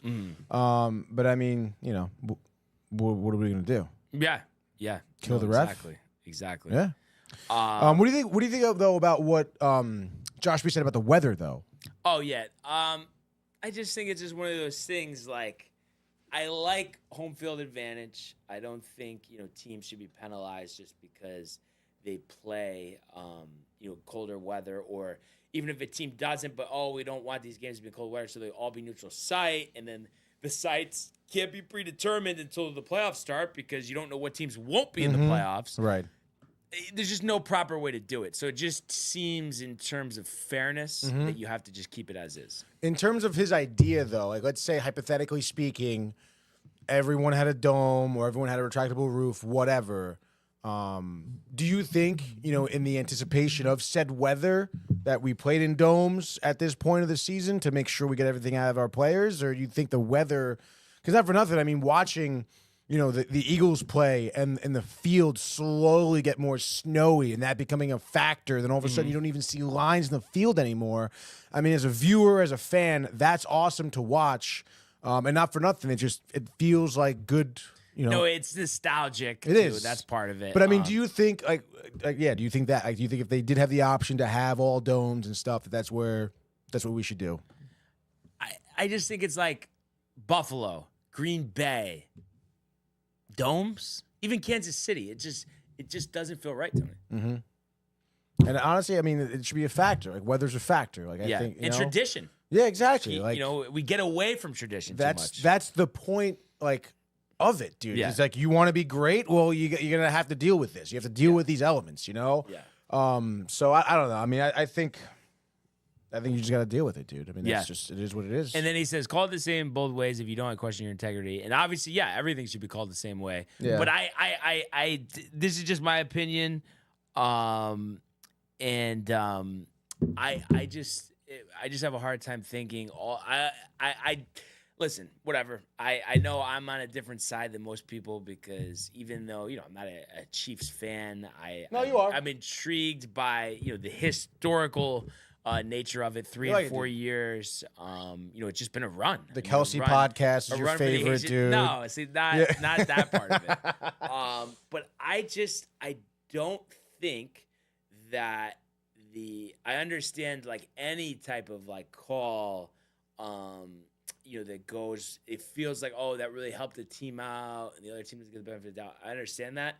But I just don't think that it's changed them winning Super Bowls. I honestly just don't. I think it just says they're better, and I think that's brought up more than it probably should be because people simply just don't like them. That's just honestly what I think, and I just think that it goes on in all sports. Like you think about the NBA with the foul calls and stuff. And I'm not as tuned into it, but I'm sure there's some benefit of the doubt in hockey as well. Or baseball, veteran pitchers, strike zones. That stuff definitely happens. So I don't know. I just don't think that it's resulted. It's not like, if they didn't have any call go their way, they wouldn't win one Super Bowl. Like it seems like people kind of want to suggest that, and I think they're harping on that. Interesting. I just don't think it's mattered as much as they're saying. I mean, I don't know. I mean, it is tough. I mean, listen, in instances like this, you can't say that it'll take away a win or a Super Bowl. Because there's just there's no way you just don't know that. Nobody knows that because it didn't happen, But I will say though, in terms of like, listen, human error happens. Like in hockey, you do see missed calls, you do see bogus penalties. That's human error. Same thing for MLB. I mean, it's incredibly hard to be an umpire behind the plate. There is human error there. I do think there is though. Like, I think because there's such a target on Mahomes, though, I think the refs are more flag happy with him specifically. And it's just, I don't know. I feel like there is evidence to state that they do favor protecting Mahomes. And maybe there's a reason. Maybe there is a reason for that. Maybe the refs have their meeting and they've noticed that, hey, like teams against specifically the Chiefs try to take extra hits. They try to hit Mahomes a little hard. So watch out for that. Maybe that's in their meeting. I don't know. I'd imagine these refs do extensive research for these things. It's their freaking job. It's the NFL. But at the end of the day, like you said, no one can sit here and say that, like the reason why they're winning is because of the refs. Like that is nonsense. But at the same time, I think it is something that still has to be addressed. I think that just in general, that flag, that penalty has to be addressed. Because we've seen sometimes where it's like really freaking bogus, Not even just to Mahomes, like to anyone. Well, that's what I'm saying. That definitely happens. Just like we were talking about on Discord yesterday, like, there's just a big collision, but it wasn't necessarily pass interference because it felt like a big hit. Yeah. Like the flag is just thrown, like stuff like that. So, which, like, come on. So I think it's just officiating in general, not specific to them. That's just what it feels like. And I do think star quarterbacks, the league wants these guys on the field. They are protected. They do get more calls. It's not right. Only them. I'm not going to say that, okay, maybe if we added everything up, maybe would I be surprised if they were at the top of the list? No. But I just don't think like the way that it's said, I don't think that it's exactly how it actually, what the actually reality of the situation is. So, needless to say, though, I am certainly excited for Championship Sunday next week. Oh yeah, dude. So can't wait for that. And speaking of championships here, Tony, your favorite topic, we do have the college football championship going on tonight. A matchup of Ohio State versus the University of Notre Dame. Tickets going for as low as $16.20 before fees. So obviously there's a lot of hype, historic matchup, the nostalgia. The Buckeyes 13-2 were actually the 8th seed in the college football playoff. Notre Dame 14-1, the 7th seed. Both teams, kind of interestingly enough, did not play a conference championship game, so you wonder how much of a benefit that is. And Ohio State, winners of 4 out of 5. Notre Dame has not lost since I think the 3rd game of the season. When they lost to, and I feel like I got this wrong last time, but I believe it was. No, wasn't it Miami, Ohio? Or no, Northern Illinois. Northern Illinois. Second I said game Miami, of the season. Ohio. Again, second game. Whatever. Point is, they've done some winning. Last time it was tight for Notre Dame, 27-24 over Penn State. The winning kick, Jeets, putting it through the upright. And then Ohio State really felt like they had a good grasp. Obviously, the late touchdown helped against Texas, the fumble, and then obviously blew out Oregon and Tennessee en route to this championship game. Notre Dame, a little tighter games with Indiana and Georgia. Ohio State, 8.5-point favorites. Obviously everybody thinks of Jeremiah Smith, who actually had 1 catch for 4 yards. One catch for no yards, 1 catch for 4 yards, something like that. Last game really was kept in check. They have obviously, I think his name is Eguba. I don't know how to pronounce it, but whatever. He's another really good receiver. And if you look at the numbers overall from this offense, they did a really good job of putting points on the board this season, and that's why they're favored the way they are. And not to mention a really good defense. Will Howard, the quarterback, 37-79, 33 touchdowns, 10 picks. And then running the ball, their 2 running backs, Henderson and Judkins, combined for over 1,800 yards and 22 touchdowns. Damn. So, that's a lot of running, obviously. And then Jeremiah Smith, like I said, held in check last week, but had 12, 27, 14 touchdowns. And then Eguba had 947 and 10 scores. So obviously he's got weapons, he's got firepower. Everybody talks about Jeremiah Love. Notre Dame, Riley Leonard, really good on the ground, bunch of rushing touchdowns, not great passing. Egbuka? I think, yeah. Emeka Egbuka. We'll go with Egbuka. Egbuka, whatever, Tony. I've tried as hard as I could try here. And then also to total 45.5. So even though I will honestly probably be just a little nervous about a 2-possession spread here and buy it down. But yeah, I would say they cover the 8.5 here. I think this is a Buckeyes championship waiting to happen. If I had to put a number on it, I think they're going to win 28-14, I guess. So it would be Ohio State and the under. I just think there's a problem. Notre Dame is a great defense, a great coach. Marcus Freeman, by the way, has done a tremendous job there.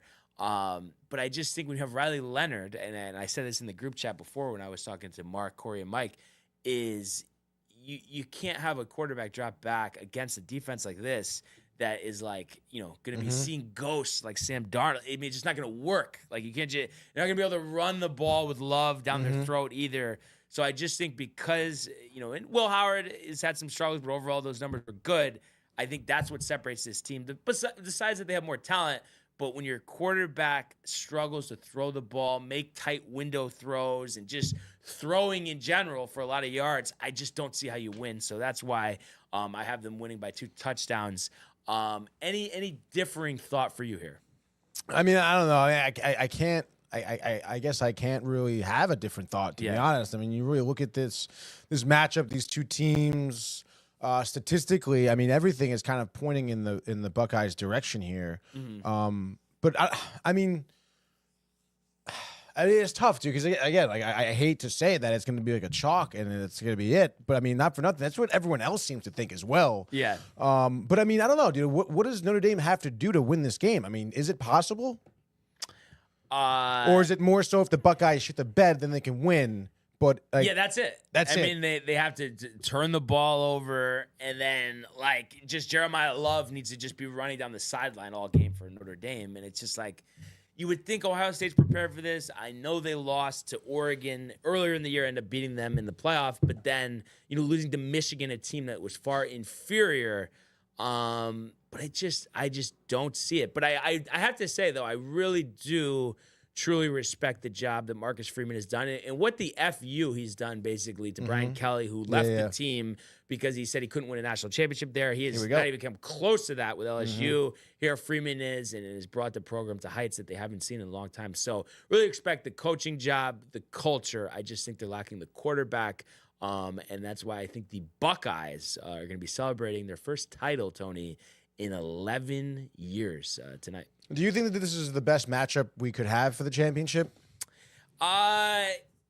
Yeah. I mean, it's just because of what we saw in the playoffs, I think there's a reason why the other teams aren't around anymore. They weren't that good. We didn't have Alabama be Alabama this year. Georgia be Georgia. Obviously, Michigan won the championship last year. Right. Far Cry wins 8 games this year.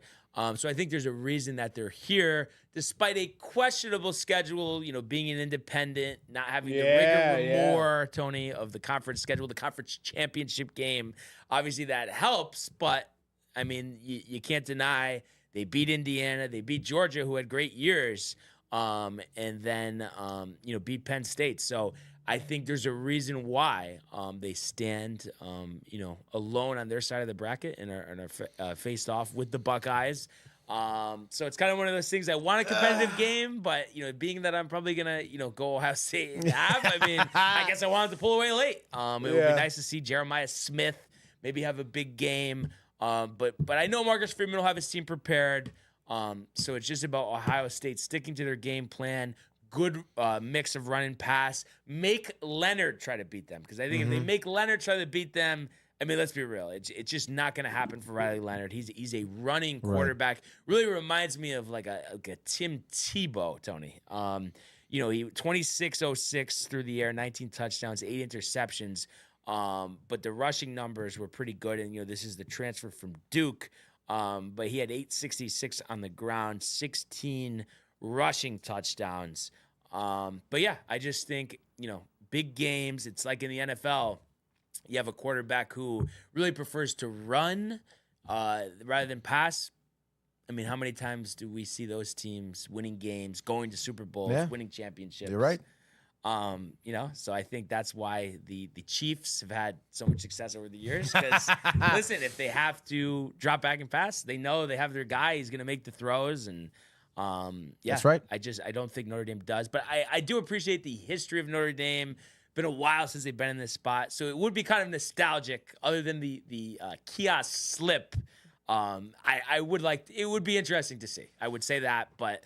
I just think a lot of times it's talent wins out, and in Ohio State, and it seems like just completing the run, the ups and the downs of the season. And Michael has talked about it before with like the championship DVD, where they say, that was the moment, and they could point to the time that they lost to Michigan, not getting to the Big Ten championship game, and then just being a pure dominant program the rest of the season en route to their first title in 11 years. I mean, seems like a pretty good, way to cap the season. Oh yeah, no, I mean for the Buckeyes, it is great. It just, to me, it is crazy that there's the vast majority sentiment that everyone listens that just like that.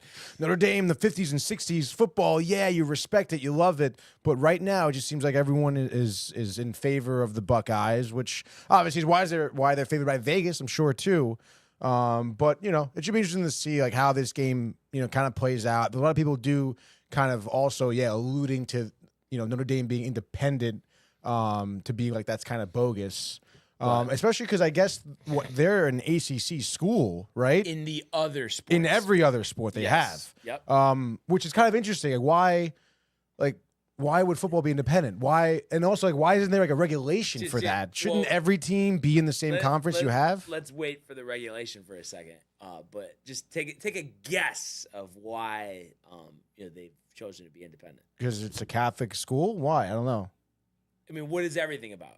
Money? Yes. So they win this national championship. They don't have to share it with anybody. A team in a conference has to share all that money with the other teams in the conference.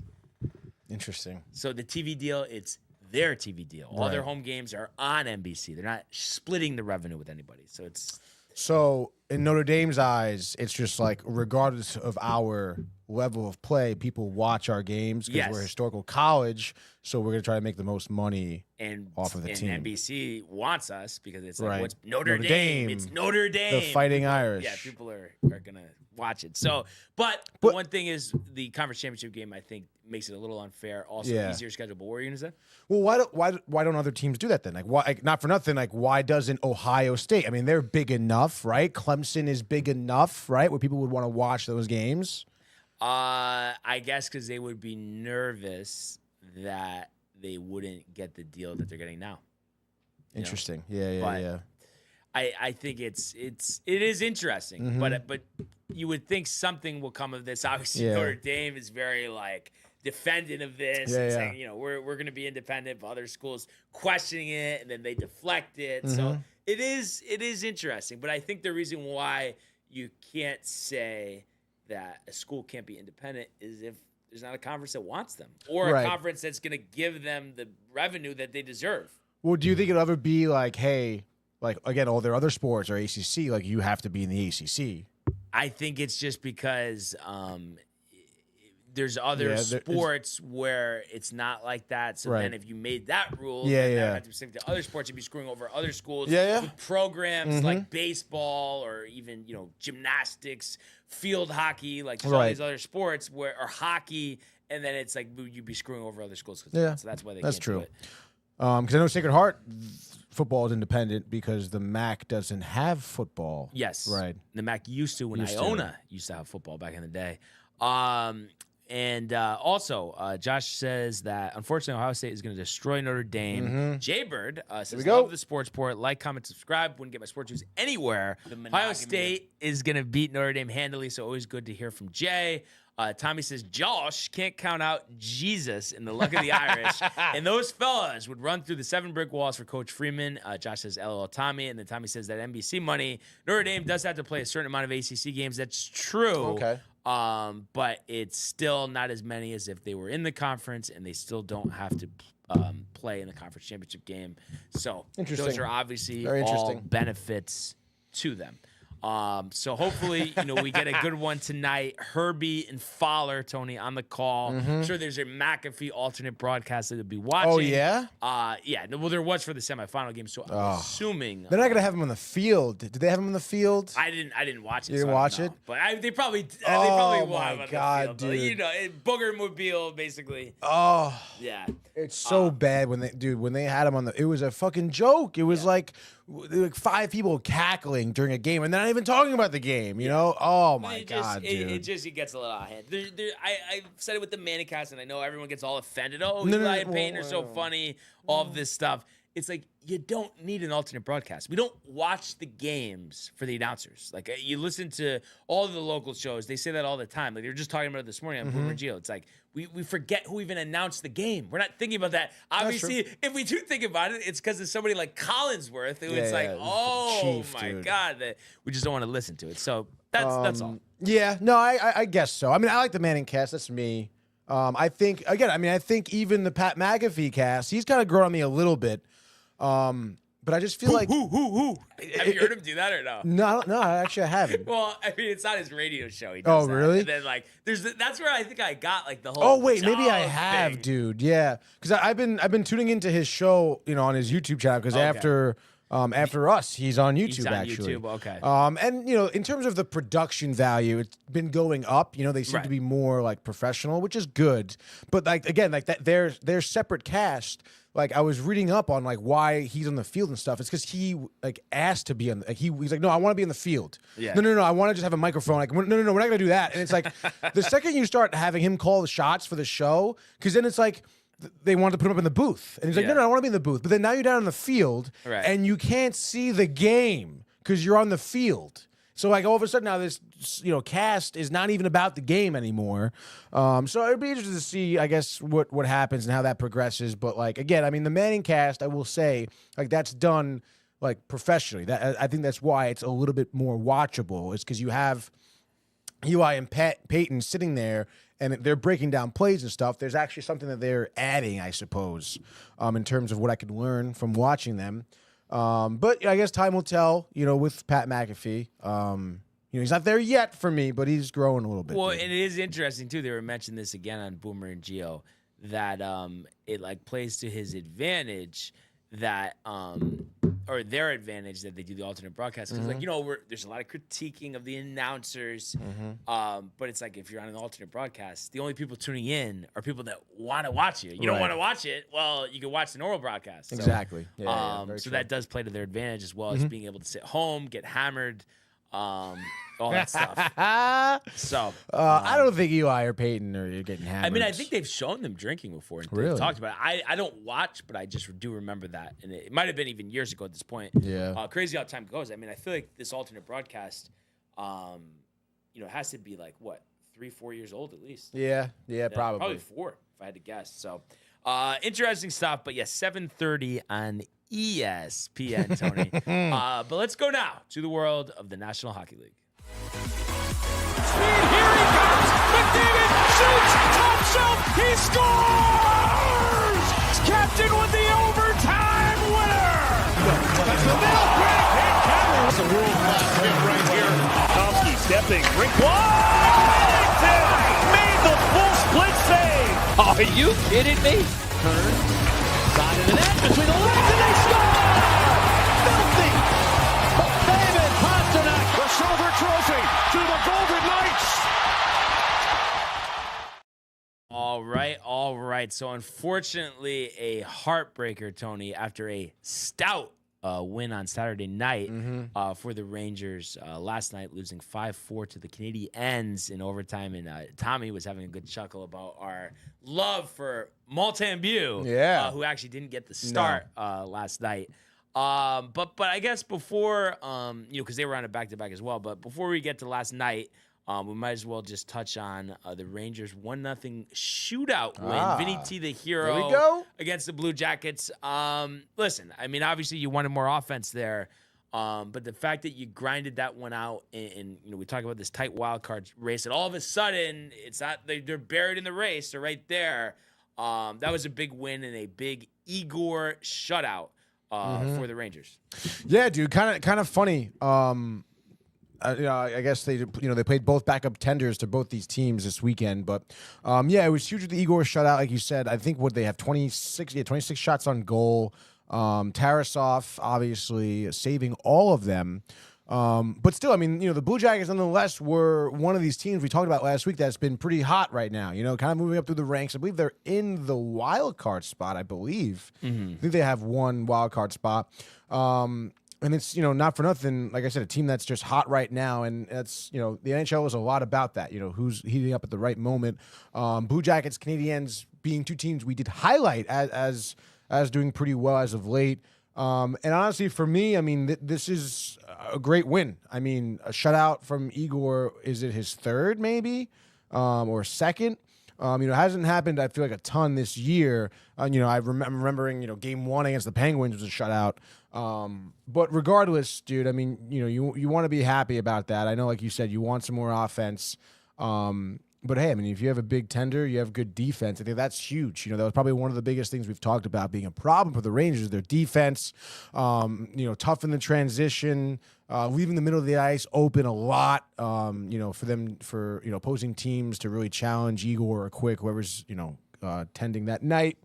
And you want to be happy for Vinny T, dude, with the shootout right there, right? Great move, staying to his strengths, classic. And getting the dubs. So, and then again, obviously, tip your hat to Igor for having a good shootout showing as well. So, you love the win, you love the points, especially at the Garden too. I think that's really riles the fan base to see them get through overtime.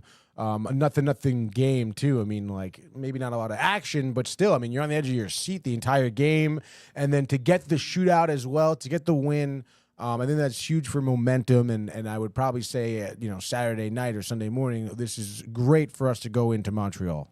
Yeah, well, and just how about the fact, too, like I was kind of alluding to, the fact that we're in this now. Yeah. Like, I mean? I swear to God, I was pretty much positive we had no shot at the playoffs. Now, I guess maybe just because of the way the season's goes, has gone, like, that I would stop short of, like, expecting it. Mm-hmm. But it just seems like a very real possibility, and especially if Igor is going to play like that. And especially, too, there's some talk about JT Miller, maybe Elias Pettersson. I guess Tommy was saying they hate each other, so the team wants to move one of them. Their contracts are astronomical, though. So, retainment, all of that. Yeah. But just the fact that we could add to this team, and Kaliv has played dividends already. And Kaliev, thank you, Tommy. And then Borgen, right? Is it Borgen? Will Borgen, yep. Has been playing paying dividends as well. So those guys have been helping, and then we talk about the vets stepping back up. So there is a renewed sense of optimism, and I know you were kind of downplaying it. Doesn't need to be compared to the Baker run, but I thought you would get the point that I was making, Tony, that it's just like you're kind of buried a little bit. You need to win a lot of games. So I was just saying, like, this is the next run that we're focused on.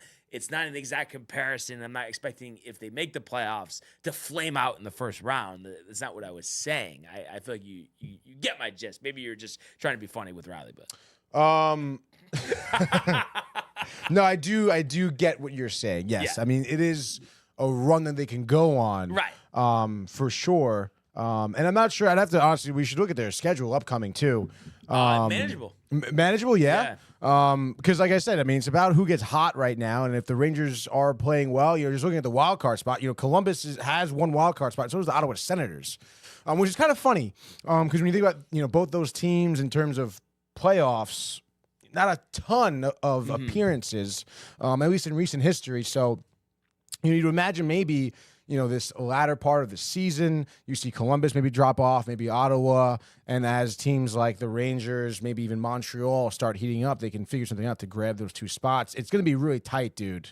And it's definitely going to make for some great games on the stretch of the season, too. So... I mean, maybe not as manageable as I thought, but to me, I guess, I don't know. So you just running it down here. Tomorrow will be Ottawa at home, then Philly at home, then Colorado at home, and then Carolina at home. So that's a lot of home games. And only one road game before 3 more home games: Vegas, Boston, Pittsburgh, and then at Columbus, at Buffalo, at Pittsburgh, at the Islanders, home to Toronto, home to Nashville. So I guess what I'm saying is, like, there are games that on that schedule that seem tough, but then it does feel like there's a good amount of teams where it feels like we match up pretty well, have a good shot to win. And obviously we just beat Vegas. We've beat Boston. We were close to beating Colorado, and we've beaten Pittsburgh. So it feels good. Mm-hmm. No, it does feel good. I think you're like we said, you're kind of laying yourself down for this good run. Obviously it's about putting those players on the ice and completing. Again, you're 6-3-1 in your last 10 games. You're getting the points on the board with the OT. Even going to OT, even the loss, right? You're still getting points here. So, which I like. It's funny because I've always questioned like the OT, like why is there a separate loss thing? But it's like it does play to the benefit in a scenario like this because usually any other sport, loss doesn't help you in any way. Right. But hockey's the one sport where if does. it's in overtime, it's about the points. The wins don't matter. Which is actually kind of crazy when you really think about it. It is really crazy. We've seen teams make or even honestly miss the playoffs because of overtime losses or stuff like that. So it is pretty interesting. That is a different element, like you said. I mean, if imagine those overtime losses this year by the Rangers. What is their fourth? Yeah. If those are regular losses, then you're buried. 4 more points back. You're 7 games out instead of 3. Exactly. Yeah. So it does make a big difference in terms of how a team can feel too about their upcoming schedule. So, yeah, dude, it's good. I mean, you still you sit here, you want more. I'm dying to play the goal song, dude. So hopefully upcoming games again, Ottawa. I mean, these are the teams you want to beat. Unfortunately, like I said, Ottawa Blue Jackets are the teams in the wild card. These are teams you have to beat in order to knock them down a few. So let's freaking go, dude. Dude, I'm pumped. I was talking to Tommy and Josh about this yesterday. I'm going to the game against Pittsburgh on the 7th. 100 level seats. Oh yeah? Yeah. So fired up for that, dude. That is gonna be fucking Wait, sick. when is it against Pittsburgh? On the 7th. Friday before the Super Bowl. On the 7th, dude. That's fucking awesome. Yeah. And because dude, last time we went, like that it's just crazy how is it the same section? So no, because remember we were 200 level, but that we were 100 level for Winnipeg. Yeah, okay, We were 200 for right, Pittsburgh. yeah. But this is actually different. It's section 112, but like Okay. row 13. Wow. So I am fucking jacked, and it's just crazy. Yeah, Same yeah. opponent, same Same night. Is 112, is that like more center ice? So no, it's like if you're facing, and I don't know what the right way to look at the Garden is, but like okay, so where we sat last two times, like that was to the right. Yes. If you're facing this way. Yeah. This is to the left. Okay, yeah. But kind of so not straight back to back, just like a little over to the right side. But it just after having like the seats that I was telling them too, because I used to like my first couple games I went to, I was like, oh, I don't care, 200 level, section 20. It's like after having those seats now, I feel like I don't care. Like I need like first couple levels of 200 or 100. I don't care what the cost is. It's just like I don't want to be up in the 200 sitting like this, the middle of the row. That's what's sick too. End seats too. I didn't even know they were gonna be end seats. That's but like awesome. You can't be being at the end of an aisle. Who you going with?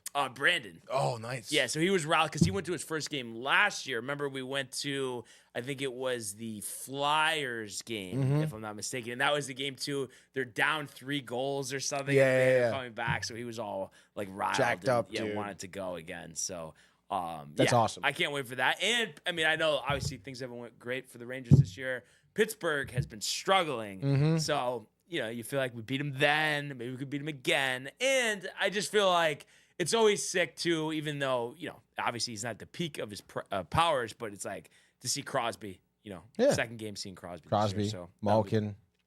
The burglaries, which is kind of nuts. Yes, dude. Michael Bunting. Burglaries. Just obviously tough loss last night. I mean, Quick was playing last night. back to back. I mean, obviously they scored goals, and they did let up the lead, but you had 4 different guys score goals. The fact that Kreider's coming back. I mean, for a loss, like I feel like I was kind of alluding to, and obviously the point has a lot to do with it, but still have a pretty good feeling. It just feels like this is doable, and Montreal is no slouch. Now they have more wins than us. So I just feel like they had a good effort. Of course, you're going to get to a point in the season where you're running out of time and you just need to win games. But it just does feel like there's just this sense that it's heading in the right direction. No, yeah, it does. I mean, it definitely does. It is, obviously pretty tough loss last night for sure in overtime. You really should have had it, dude. I mean, not being able to score in the third period at all, especially after, you score 2 in the first, 2 in the second. You feel pretty good about that. And I mean, I'm not knocking the Canadiens, like we've been talking about them for a while, dude. We know about them. Suzuki and Caulfield are tremendously good players. Patrick Laine, the OT winner, I mean, he's been in the league for a while. His level of play is never in question. I forget who. Lane Hudson, too, their defender, who nodded an assist. He's like a great puck handler, especially for a defenseman. He's great. There's a lot of youthful talent on the Montreal Canadiens. I think they're one of the younger teams around the league. I wouldn't be surprised. So, I mean, they're about heating up in the right moment. Their goaltender, Jacob, I think it was Dobes. I believe so. Yeah. I mean, not for nothing, dude. He was a big reason why the Rangers lost. I don't know if you saw that OT period, but he had 2 phenomenal, like ridiculous, like back-to-back game-winning saves, And then right after that, that's when they, Patrick Laine and the Canadiens run a little play, a little give and go, and it was a beautifully designed play that they obviously practice, specifically for this scenario, 3-on-3 OT, I'm sure. And it was just one of those things you can't do much about. Quick was tight. I mean, Quick knows he's injured. I feel like he's gonna be out. Absolutely, dude. He was laboring, and I think it was just one of those moments for Quick as an individual where he knows. He knows he was hired for exactly this moment, Right. A back-to-back setup, Saturday you won, shootout, Igor, shutout, and then it's like, oh, this is great. And then the next day we have a Stanley Cup winning backup tender and Jonathan Quick. We can feel good about ourselves. You can tell he was definitely disappointed in himself after the game, which you feel for him, struggling through the injury. Maybe at his age, too, it's a little bit more lingering, a little bit more pestering. I feel like, though, I was telling them, and I get it because he's been kind of batting practice, but I was saying this to Tommy and Josh, like, he needs to miss a week or two, I mean, just do it. Like, we want him to be healthy for the stretch run. Exactly, dude. I don't know. I feel good about Louis, just in a pinch. I feel like certain matchups. I mean, he's won his only 2 starts as a Ranger. That's all I'm going to say. No. I mean, you can't knock that. You know, he is a good tender. He does rise to the occasion, it seems. At least for the Rangers, not for the Wolfpack, I guess. Yeah, because he's the backup now. Because Tommy, I don't know who the guy is, but Tommy said like the backup is kind of like highly touted a little bit. Oh yeah? Yeah. I'm not sure. I have to do some research on him, but in any case, you know, it's a tough overtime loss. Yes, maybe you shouldn't have gotten there. Beat Ottawa tomorrow. Yeah, that's it. I mean, it's just about next game at this point. You at the point, you feel good. Again, 6-3-1 or 6-2-2, whatever the record is in the last 10. It's solid. It's like we've been saying, steps in the right direction. And not for nothing, dude. I know Ottawa has talent, but I mean, I don't know, man. I just feel like that their locker room, I don't think is great. I think they have a lot of like anger problems between players. Louis probably dudes. canned at some point. Perhaps, man. Perhaps. I mean, not for nothing. I feel like the last couple of seasons for the Senators. I think last. Oh, you're talking about the Senators. But I don't know why I was thinking Canadiens. Yeah. I was like, okay, yeah. But the last couple of seasons for them, I feel like has been a little underwhelming. I think it was either last season or the year before that. They were like my dark horse playoff team. Just because of some of the guys they have acquired. We know about Kachuk too. And again, the talent is there, but they just can't seem to pull it together. So I just feel like in this time where it seems like the Rangers are trying to pull it together, and it seems like they are having some success with that. I mean, I think it should be a good game and definitely a game that's certainly winnable. Even though at this point right now, Senators are kind of like above you in terms of the wild card race, but. So we'll see what happens, dude. Yeah. For sure. Yeah. For sure. Absolutely. By the way, the tender is Dylan Garand, 4th-round draft pick, 2020.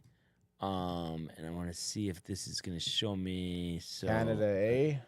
Last 5 games, 89% save percentage. 890, yeah, all right. Okay, so this year, but this year he has a 924 save percentage.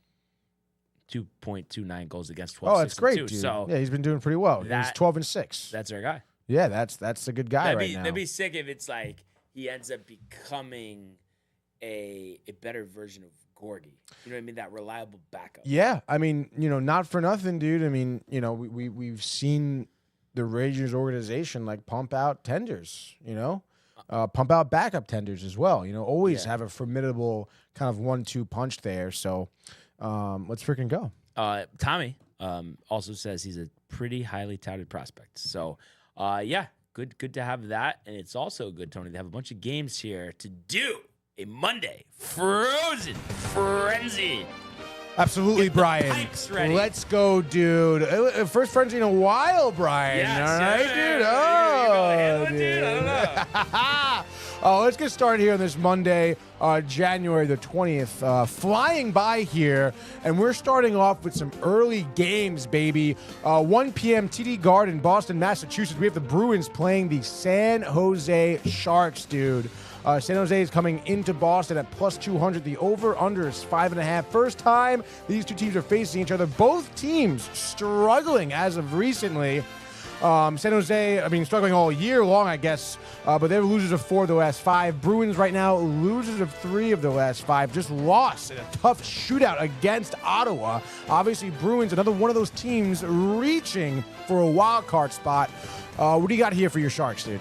Yeah, so this is tough. It is a little tough. Obviously, like I want to take the Sharks, but they've been playing so bad. Yikes. So I feel like that's where it just stops with me. The fact that they have looked as bad as they have, body clock game, west to east, road trip, and this is their 4th game of this road trip. So they got to be shot. I mean, I know they beat Detroit first game, but they've got outscored 8-2. So despite the struggles of Boston, I think more than enough here to beat San Jose. I'm gonna say 3-1. So give me Boston in the under. I like it, dude. I like Boston in the undercall here. You know, maybe Georgiev is playing a little bit better for San Jose. Swayman's been pulling it together a little bit as well for Boston, I know. wins maybe don't show for it. But yeah, Bruins in the under, maybe Pasternak or Coyle, Marchand with a goal apiece each.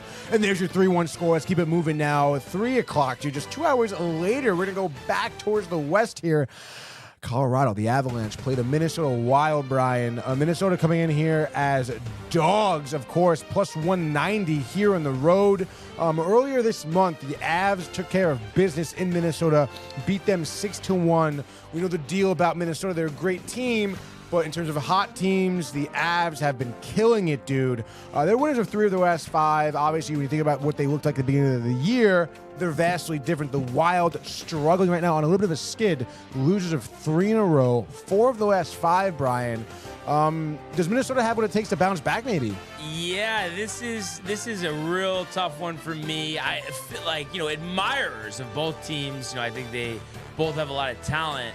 But I guess just because of the way, again, Minnesota's been playing, Colorado, they've won 2 out of 3, 3 out of 5, whatever you want to call it. But I just feel like at the end of the day, they are the better team. So I think that's why they win this game.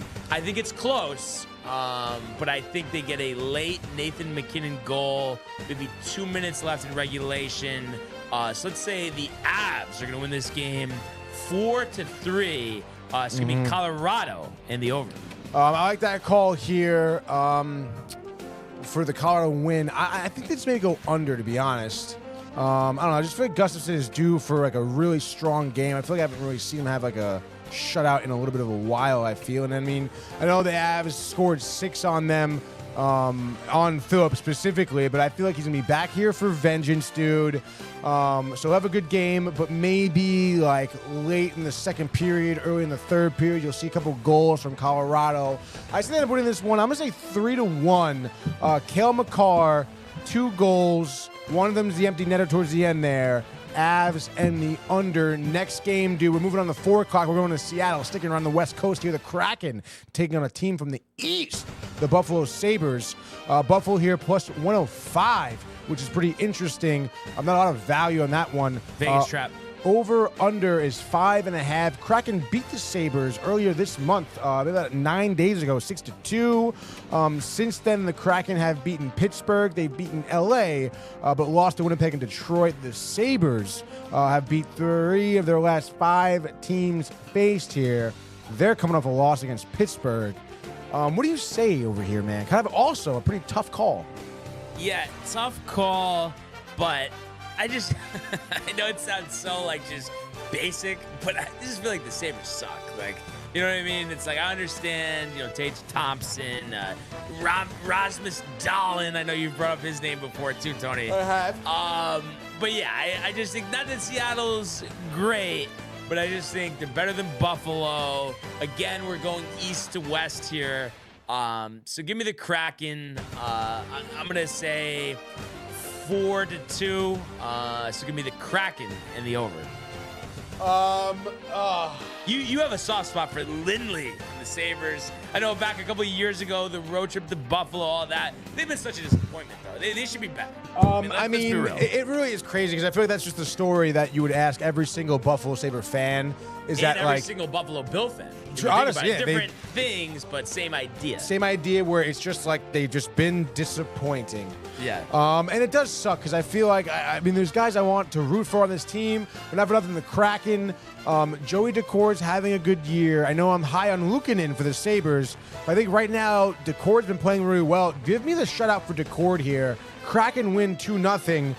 Maybe Jordan Eberle, Jaden Schwartz, a goal apiece for them, for the Kraken. So give me Seattle in the under for this one. Let's keep chugging along here. 6 o'clock. We're going to Vegas. Golden Knights against the Blues. St. Louis here is plus 165 on the road. The over-under is 5.5. Blues kept it close back in October, 4-3. And since then, so far recently, Golden Knights on the struggle bus, losing 4 of the last 5 games. The 3-game losing streak. The Blues showing some signs of life.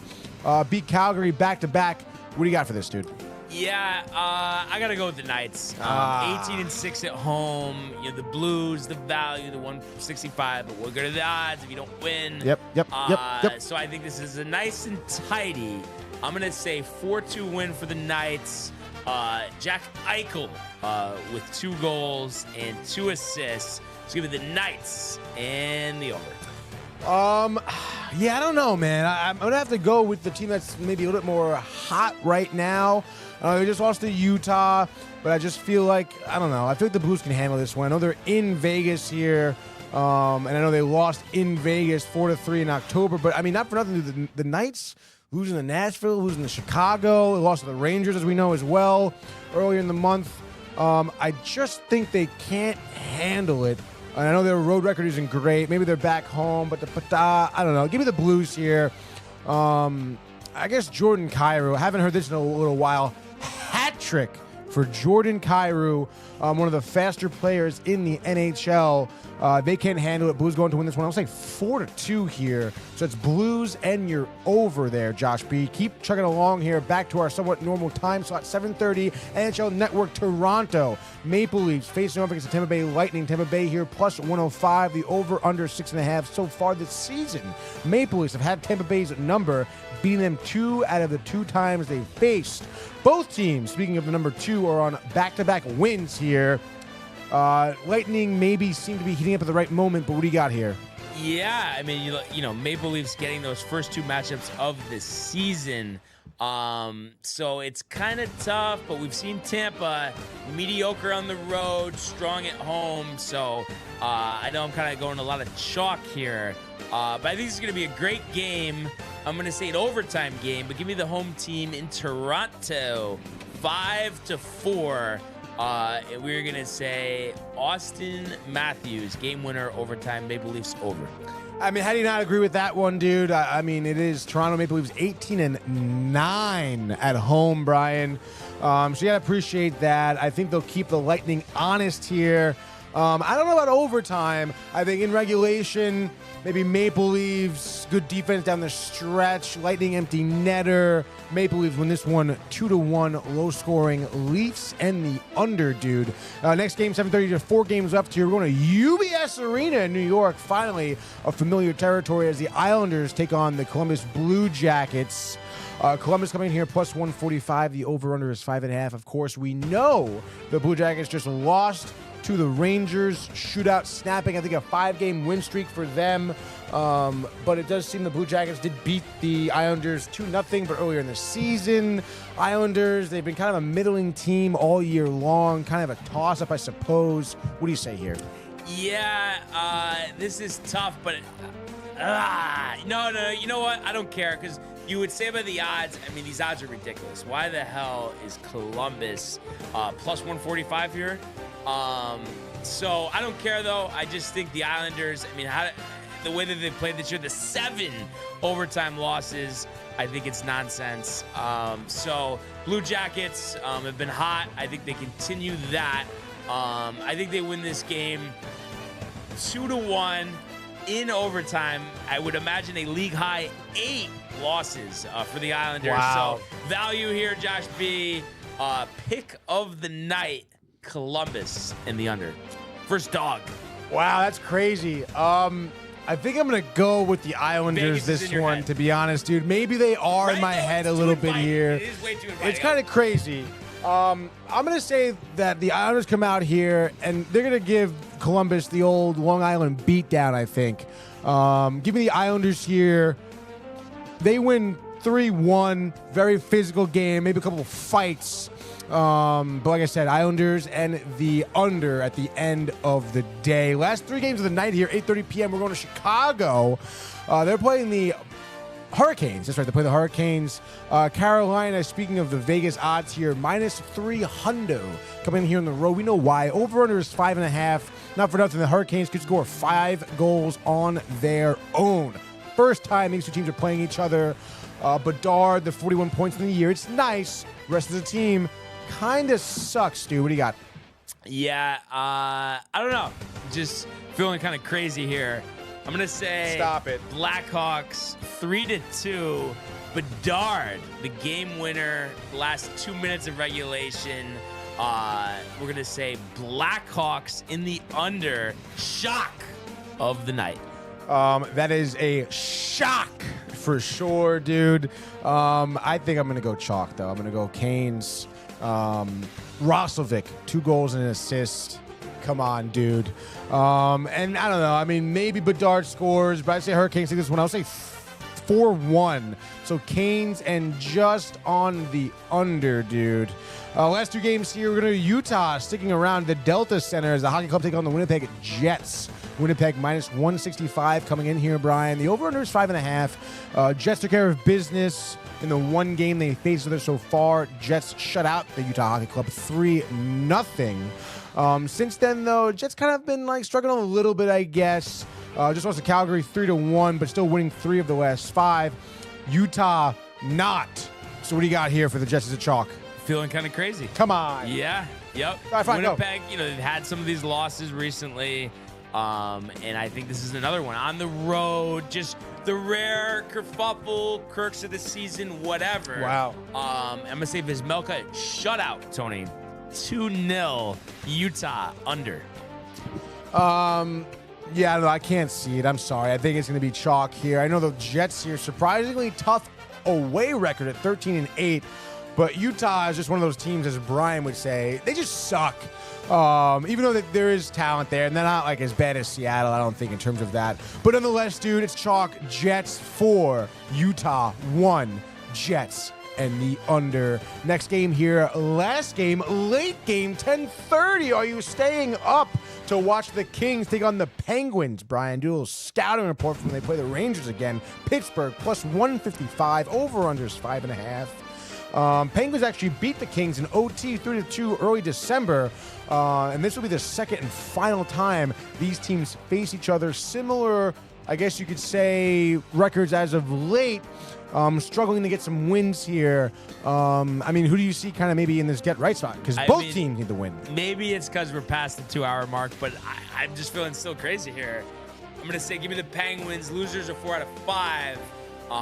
But they have the grizzled vets here, Tony. Los Angeles, 14-2-1 at home. They're going to lose some more home games, and I could just see Ricky Raquel, Tony, having a big game here. I'm going to say 2 goals and an assist. Kind of underrated this year, 23 goals on the year. Penguins squeak it out. 3-2, overtime, same score as last time. Penguins under. I mean, it's not a bad call. Definitely some value to it. Nedeljkovic, by the way, I don't know if you saw, had a goal against the Sabres this past weekend, and then all dude. the levels, the juniors, AHL. the AHL, the NHL. First goalie ever? I think so, yeah. First goal ever, yeah. So very impressive stuff out of him. But he will not be scoring against the LA Kings. Only the Kings will be scoring here. As I'm going to say, there's a shutout against the Penguins. Struggling to score, they will be. Very simplified, fundamental defense the Kings put out there. And, of course, Darcy's going to be walking away with his 3rd shutout of the year. Maybe low scoring. I say Kings take this one. I'll say 2-0. So that's Kings and the under, Brian. And just like that, that is your Monday Frozen Frenzy. Wow. So kind of crazy how a lot of good games. The time is just going. It's already after noon. There was a couple things that I wanted to mention. Was thinking maybe Josh be calling, but we're kind of up against it here. So just wanted to make a couple footnotes, and we'll talk about some baseball tomorrow because I know we're always good. Oh, wow, okay. With that. Yeah. But American Express, Sepp Straka, Tony, winning 25 under, 2 shots clear of JT, who had a great tournament. So good to, for Thomas there, who kind of, rebounded a little bit after having some lean years recently, off to a good start in his season.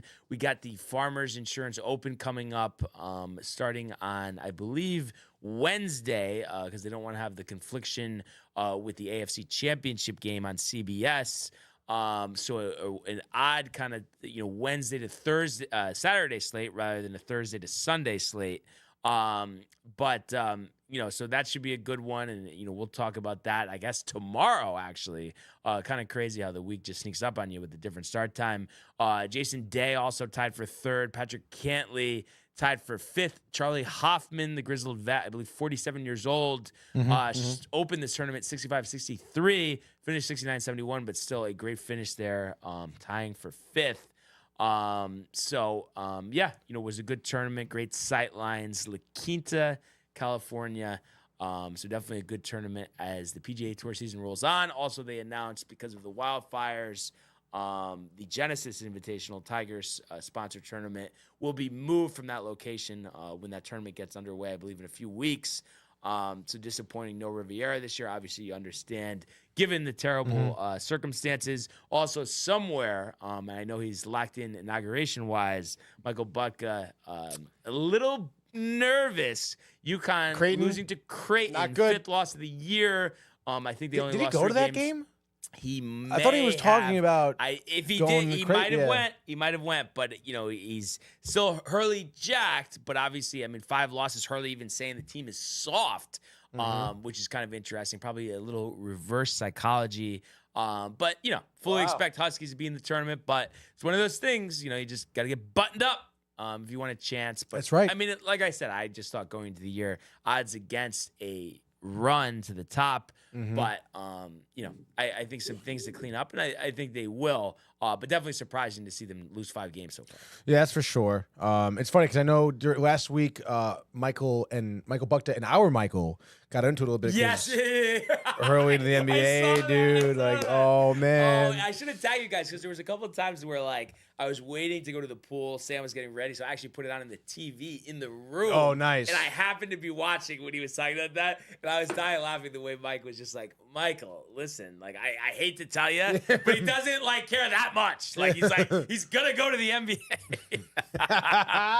So I was just dying laughing about that. Yeah. So, that's really where we're at. NBA, who cares, Tony? Am I wrong or not? Honestly, no. Who cares is right, dude. I didn't watch any this weekend. Yeah, I haven't watched all year, but, like we said, it'll be interesting if the Knicks make a run. But Yeah. will they? They've been kind of up and down. Who knows? Still a good record overall. Hawks this afternoon at the Garden? 2 o'clock? 3 o'clock. 3 o'clock. 3 o'clock. This afternoon at the Garden. And, 4.5-point favorites there. Always interesting with Trae Young. It's a 6.5. And then, okay, so different lines. Why you say? Well, No, actually, it's just honestly my eyesight. Not gonna lie. I was trying to play it off. Just being honest. And I think is Towns banged up with I think a finger injury. So obviously, game time decision. It says. Let's see if there's any. This was 20 hours ago. Thumb. It's the questionable thumb. for Yeah. his So thumb. listen, we've seen they're a different team without him. So long way to go in the NBA. And like I said, hopefully, something piques our interest, Tony, when we get to the stretch run there. But plenty of other things in the sports world to do so till then. And then Josh B says Discord for the game. And then Confirmed Towns' Towns' thumb, which we expected. So yeah, looking forward to watching the game tonight. But I have to say, what a first show back here after the long hiatus for me. Really enjoyed it. Yeah, dude. And we could have kept going. Could go for 2 more hours. Could have went for 2 more hours because there's definitely some baseball stuff I want to mention. But we'll have time for it tomorrow. Obviously, with no NFL to talk about. That's true. Just Very true. NHL and college, as well as the Farmers Insurance Open, Pavone looking to go back to back. Maybe who knows, Tony. Would like to thank everybody for tuning in today and continuing to comment, like, and subscribe. All of the archives in the YouTube page, Tony, Michael, Renee, and Jay and Costa, the merch at downtowntv.com. Want everybody to enjoy the day, enjoy the games, and we will see you mañana. Hey guys, Tony here from Downtime TV checking in. I want to thank all our fans out there who's been liking, subscribing, sharing our content. You guys are the best. You guys are our bloodline. You make us love what we do. Thanks again.